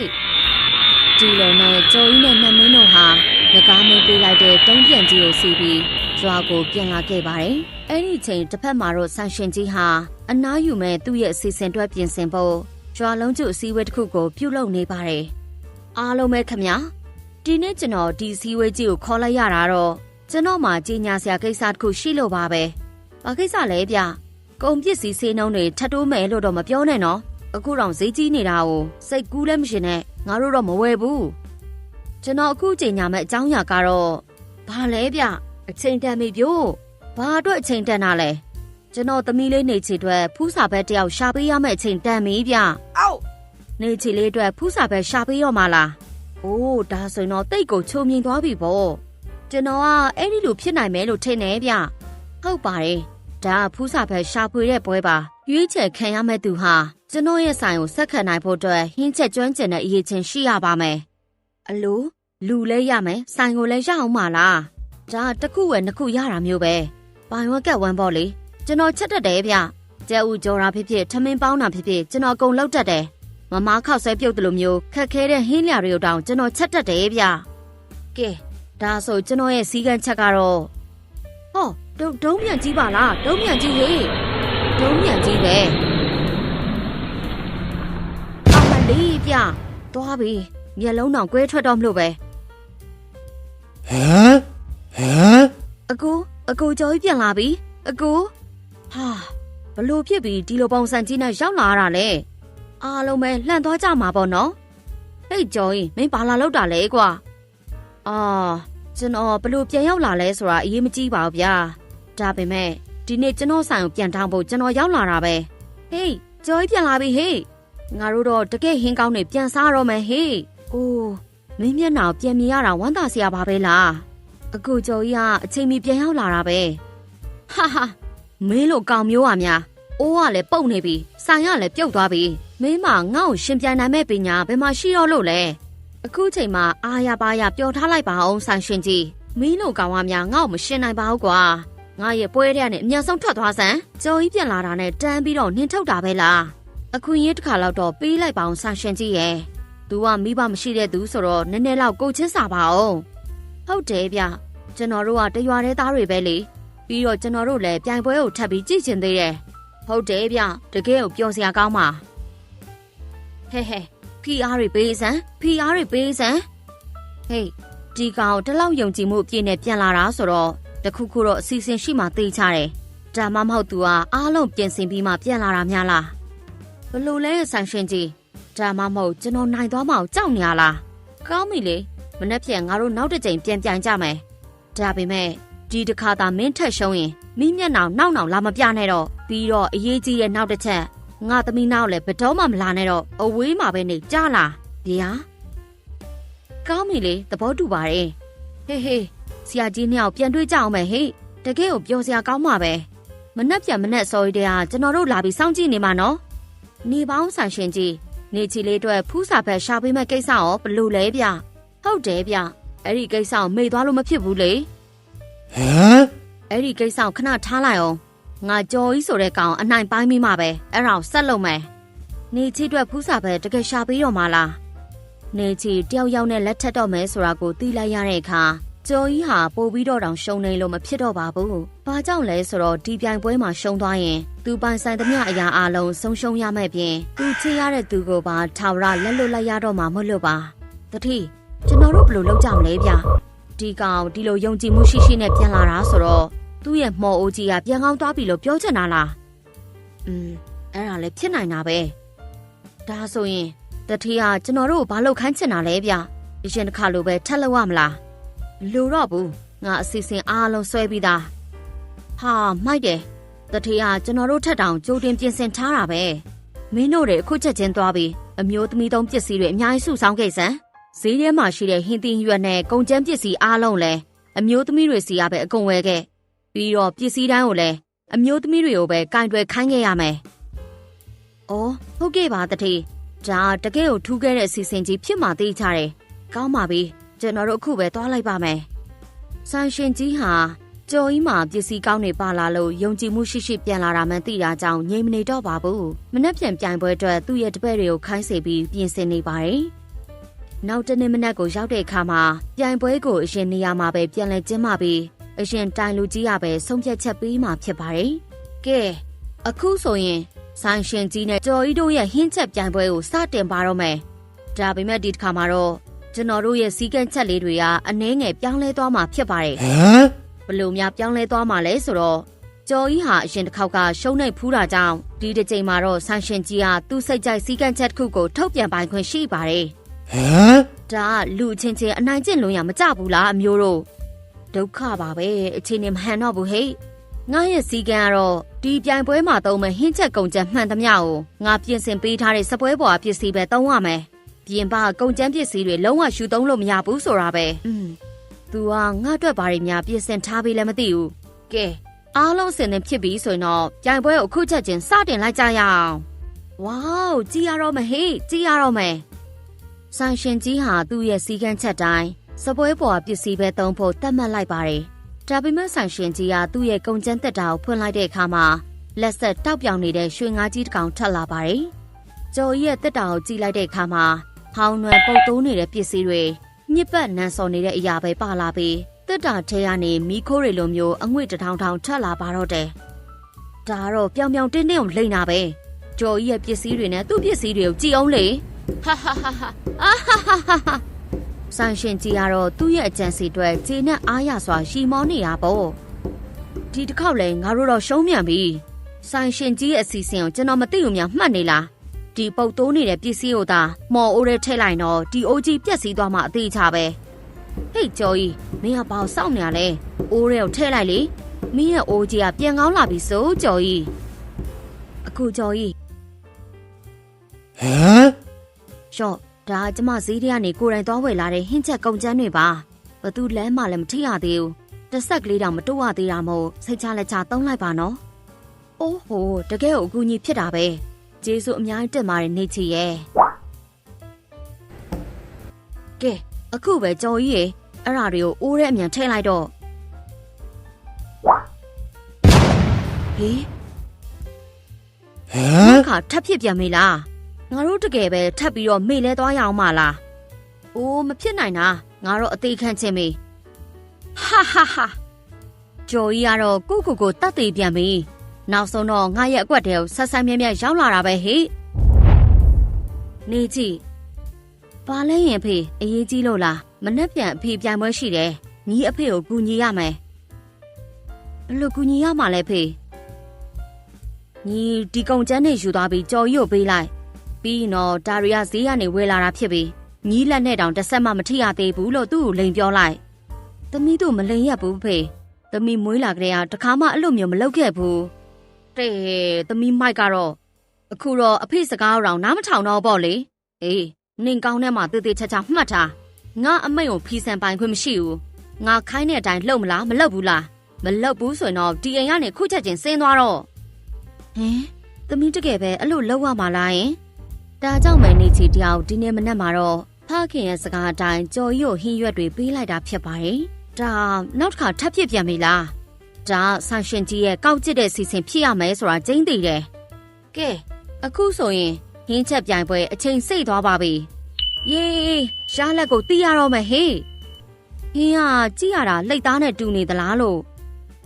ဒါကတော့ရွှေရောင်ဧကရစ်ပစုံထုတ်တော့ပဲဖြစ်ပါတယ်အခုလေးတင်လက်လက်ဆက်ဆက်ဖမ်းလာတဲ့ပစုံတွေနဲ့လှုပ်ထားတာပါအိုးဒါကြီးအောင်ဝါထိန်နေရပဲနော်ဝါလို့ကျွန်တော်တော်တော်လေးရင်းနှီးနေတယ်လို့တောင်ခံစားရတယ်ဟုတ်တယ်ကျမတို့နေ့တိုင်းမြင်နေကြရနဲ့တူးနေတာဒါကိုပွင့်ပွင့်လင်းလင်းပြောရမယ်ဆိုတော့မစင်ကြီးနဲ့တူးနေတာဗျမီးစမ်းကြည့်ပါဦးမီးကြည့်ပြီးရင်တော့တကယ်ကိုဆွဲလန်းသွားစေရမယ်ဟော တိုင်လူကြီးတွေစားနေပြီဟေ့တိုင်လူကြီးတွေစားနေပြီတယောက်ချင်းစီရဲ့မျက်နှာကိုကြည့်ကြအောင်ဟေ့ဟာဘလို့လဲတိုင်လူကြီးမင်းတို့ပစွန်သားရဲ့အထီးတွေကိုခံစားမိလားဘလို့မျိုးခံစားရလဲဗျဟင်ဒါကပါနဲ့တူနေလဲဆိုတော့ကျွန်တော်အတွက်တော့လေမိသွေးခဲကိုကြက်ဥအစိမ့်နဲ့ရောပြီးနေဖက်ထားတဲ့အရာသာမျိုးပဲဘလို့အရာသာလဲဆိုတာပြောပြဖို့တောင်ခက်ခဲလို့နဲ့ဒါပေမဲ့သက်သားချောင်းနဲ့ပါဆက်ကိုရိုက်ခံရရင်တော့ဒီဟင်းထက်နည်းနည်းလေးပို့ပြီးအရာသာရှိအောင်မဲ့ထင်တယ်ဗျအလိုဘာလို့အဲ့ဒီလိုပြောရတာလဲဗျဒီဟင်းကိုပြန်ယူသွားလိုက်ပါတော့ပြီးရင်မင်းရဲ့အဖေကိုပဲကြွေးဖို့လက်ဆောင်ပေးလိုက်ပါအဖေကိုပဲကြွေးရမယ်ဟုတ်လားဒီလူတွေကတော့တကယ်အရာသာမသိကြဘူးအဲ့ဒီအချိန်မှာပဲကြော်ကြီးဟာသူ့ရဲ့ဟင်းပွဲကိုထုတ်ယူလာပါတော့တယ်အောက်ဟမ်ဟေးဒါဘာဖြစ်တာလဲအဲ့ဒီအိုးတဲ့ထွက်လာတဲ့ဒီအယောင်သွေးတွေကဟောအိုးကြီးအလက်လောက်ပြီဟေးဟာကြည့်ပါဦးမော်အိုးကြီးပြန်နှိုးထလာပြီအေးရမတံမြာတီနဲ့နှစ်တစ်ထောင်ငြိုသီး6တွေကိုထည့်လိုက်တော့အိုးရဲ့အပုပ်နဲ့တွေအကုန်ပျောက်သွားပြီနည်းနည်းလေးတောင်အနက်မကျန်တော့ဘူးဟေးငါ့ကိုယုံလိုက်စမ်းပါဘယ်တော့မှစိတ်ပြက်စေမှာမဟုတ်ဘူးကိုကျော်ကြီးဟင်ဘာလဲနေကြည့်ဘာကြည့်နေရလဲကျမကိုကျော်ကြီးကိုပြောစရာရှိတယ်ဘာကိစ္စလဲနေကြည့်ရဲ့ကျမကိုကျော်ကြီးကိုမလိန်ချင်တော့ပါဘူးအဲ့ဒါကြောင့်မနေ့ပြန်အတွက်အဖေကြံစီထားတဲ့အစီအစဉ်တွေအားလုံးလာပြောပြတာပါအဲ့ဒါပေါ့ဆိုလိုတာလဲဆိုတော့ဆိုင်ရှင်ကြီးကျွန်တော်ကခမ ्या ရဲ့အစီအစဉ်တိုင်းအကုန်လုပ်ခဲ့တာပါဒါပေမဲ့ကျွန်တော်အဲ့ဒီထဲမှာခမ ्या ပေးတဲ့အစားအသောက်တွေကိုသုံးပြီးဟင်းမချက်ခဲ့ဘူးဗျဒါဆိုရင်မင်းကအဲ့ဒီဟင်းကိုကိုယ့်ဘာသာကိုပဲချက်ခဲ့တယ်လို့ဆိုလိုတာလားဟုတ်တယ်ဗျအဲ့ဒါအမှန်ပဲဒါမဖြစ်နိုင်တာပဲကဲတိုင်လူကြီးမင်းများခမ ्या မြည်စမ်းကြည့်ပေးပါအောင်စားလိုက်တာနဲ့တင်ရင်နဲ့အေးသွားစေရမယ်လို့ကျွန်တော်အာမခံပါတယ်ဗျတိုင်လူကြီးတွေကကြော်ကြီးရဲ့ဟင်းကိုမြည်စမ်းကြည့်လိုက်တဲ့အခါအရန်ကိုအရသာရှိနေမှန်တီးသွားကြပါတော့တယ်ဟင်ဟာအိုးအရန်ကောင်းတာပဲအရန်ကောင်းတယ်အေးဗျာဒါဘလို့ဖြစ်သွားတာလဲဆိုင်ရှင်ကြီးခမရှုံးနိုင်သွားပြီလားအိုးဟိုဟင်းရဲ့အယောင်သွေးကိုလည်းကြည့်ကြအောင်တကယ်ကိုစားချက်စပွဲဖြစ်နေရပဲမဖြစ်နိုင်တာမင်းကခွေးတောင်လှဲမကြည့်တဲ့ဟင်းတွေပဲချက်တက်တဲ့ကောင်မဟုတ်ဘူးလားဟုတ်ပါတယ်ဗျာဒါပေမဲ့အဲ့ဒါအရင်တုန်းကပါတခုခုကိုအာယုံဆိုင်ပြီးအစွမ်းကုန်စူးစမ်းမယ်ဆိုရင်ပထမအကြိမ်မှာမှားယွင်းနိုင်တယ်လို့အကြိမ်ကြိမ်လည်းမှားနိုင်ပါတယ်ဒါပေမဲ့အဲ့ဒီအမှားတွေကနေသင်ခန်းစာယူပြီးပြန်လဲပြင်ဆင်နိုင်မယ်ဆိုရင်တော့ကျွန်တော်တို့အောင်မြင်မှာပါကဲထပ်ပြီးတော့မြည်စမ်းကြည့်နိုင်ပါပြီ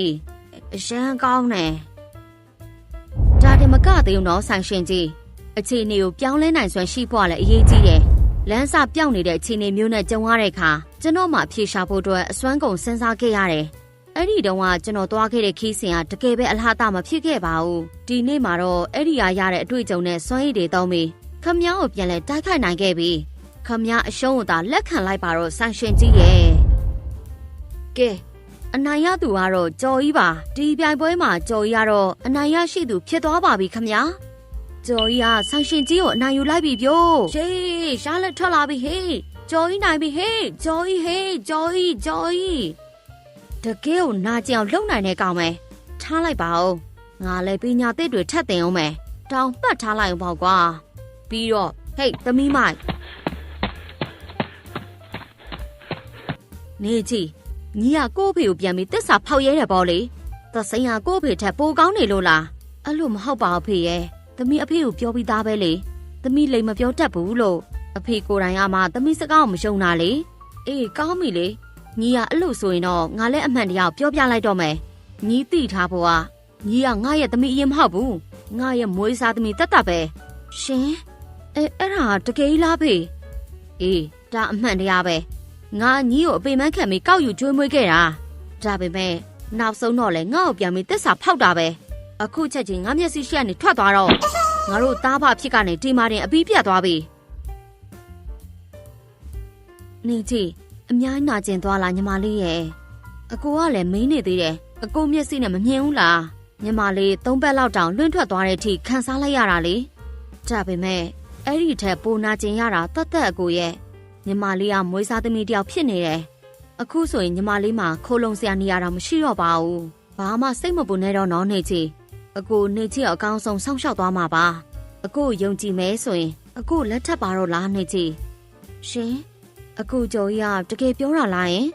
နေချီအကိုတို့နဲ့အတူတူပေါင်းစီပြီးစားတော့ဆိုင်ကိုအောင်မြအောင်ပြန်လုပ်ကြမယ်လေတကယ်လားယင်အကိုအကိုတကယ်ပြောတာပေါ့ဒါဆိုရင်အကိုနေချီလက်ထပ်ပါမယ်နမင်းကြီးကတော့သူတို့နှစ်ယောက်ရဲ့ကြည်နူးရတဲ့မြင်ကွင်းကိုကြည့်ပြီးအပျော်လွန်နေပါတော့တယ်ဟေးငါနဲ့တပါပဲအလောက်ကြီးကုံတိတ်ခါမမဲ့စမ်းပါနဲ့တော့ကြတယောက်ယောက်မြင်သွားရင်ဒုက္ခဟေးအဲ့ဒီဟင်းချက်ပြိုင်ပွဲမှာအနိုင်ရရှိသွားခဲ့ပါတယ်သူဟာဆိုင်ရှင်ကြီးကိုသူ့ရဲ့လက်စွမ်းနဲ့အုံနောက်ကိုတုံးပြီးအနိုင်ယူခဲ့တာဖြစ်တယ်လို့သူ့ချစ်သူနေချီနဲ့လည်းလက်ထပ်ခွင့်ရခဲ့ပါတယ်ဒါကတကယ်ကိုနှစ်ထပ်ခွင့်အောင်မြင်မှုလို့တောင်ခေါ်ဆိုနိုင်ပါတယ်အဲ့ဒီနေ့တွေကုံဆုံးသွားပြီးတဲ့နောက်မှာတော့ကျော်ကြီးဟာသူ့ရဲ့ဆိုင်ဟောင်းကိုပြန်လည်ရရှိပြီးဆိုင်ကိုလည်းအသစ်ဆက်ဆက်ဖြစ်အောင်ပြန်လည်ပြင်ဆင်လိုက်တယ်ဆိုင်လေးဟာအရှင်ကထက်ပိုခေတ်မီသွားသလိုကျော်ကြီးကလည်းဟင်းချက်ရတာပိုပြီးပျော်ရွှင်နေပါတယ်။ဘာကြောင့်လဲဆိုတော့သူ့ရဲ့ဘေးနားမှာချေရတဲ့နေချီကဝိုင်းဝန်းကူညီပေးနေလို့ပါ။ဒါပေမဲ့နှံမင်းကြီးခမညာမှာတော့နှက်သားဘဝကနေရုတ်ရက်ဆိုသလိုစပွဲထိုးလေးဖြစ်သွားရှာပါတယ်။ဟေးဒီဆိုင်ကတကယ်ကိုလန်းတာပဲ။ဟင်းတွေကလည်းတကယ်ကိုအရသာရှိလိုက်တာ။ကဲအားရပါရစားကြပါ။စားပြီးရင်သွားတိုက်ဖို့လည်းမမေ့နဲ့နော်။ဟေးဘသူကစကားပြောလိုက်တာလဲမင်းပြောလိုက်တာလားမဟုတ်ပါဘူးငါမပြောပါဘူးကွာနော်လို့သွားတိုက်ဖို့မမေ့နဲ့နော်ဟောဒီမှာလေအတန်ထွက်လာပြန်ပြီဟေးမင်းရောကြားလိုက်လားအကိုအများကြီးပင်မနေပြီလားယင်ပင်မရင်ခဏလောက်နားလိုက်ပါအောင်လားဘလို့လို့ပြီးပင်မမှလည်းနေချီရဲ့ကိုဘေးနားမှာတလောက်လှတဲ့ဇနီးလေးရှိနေတာအားရအပြည့်ပဲဟိ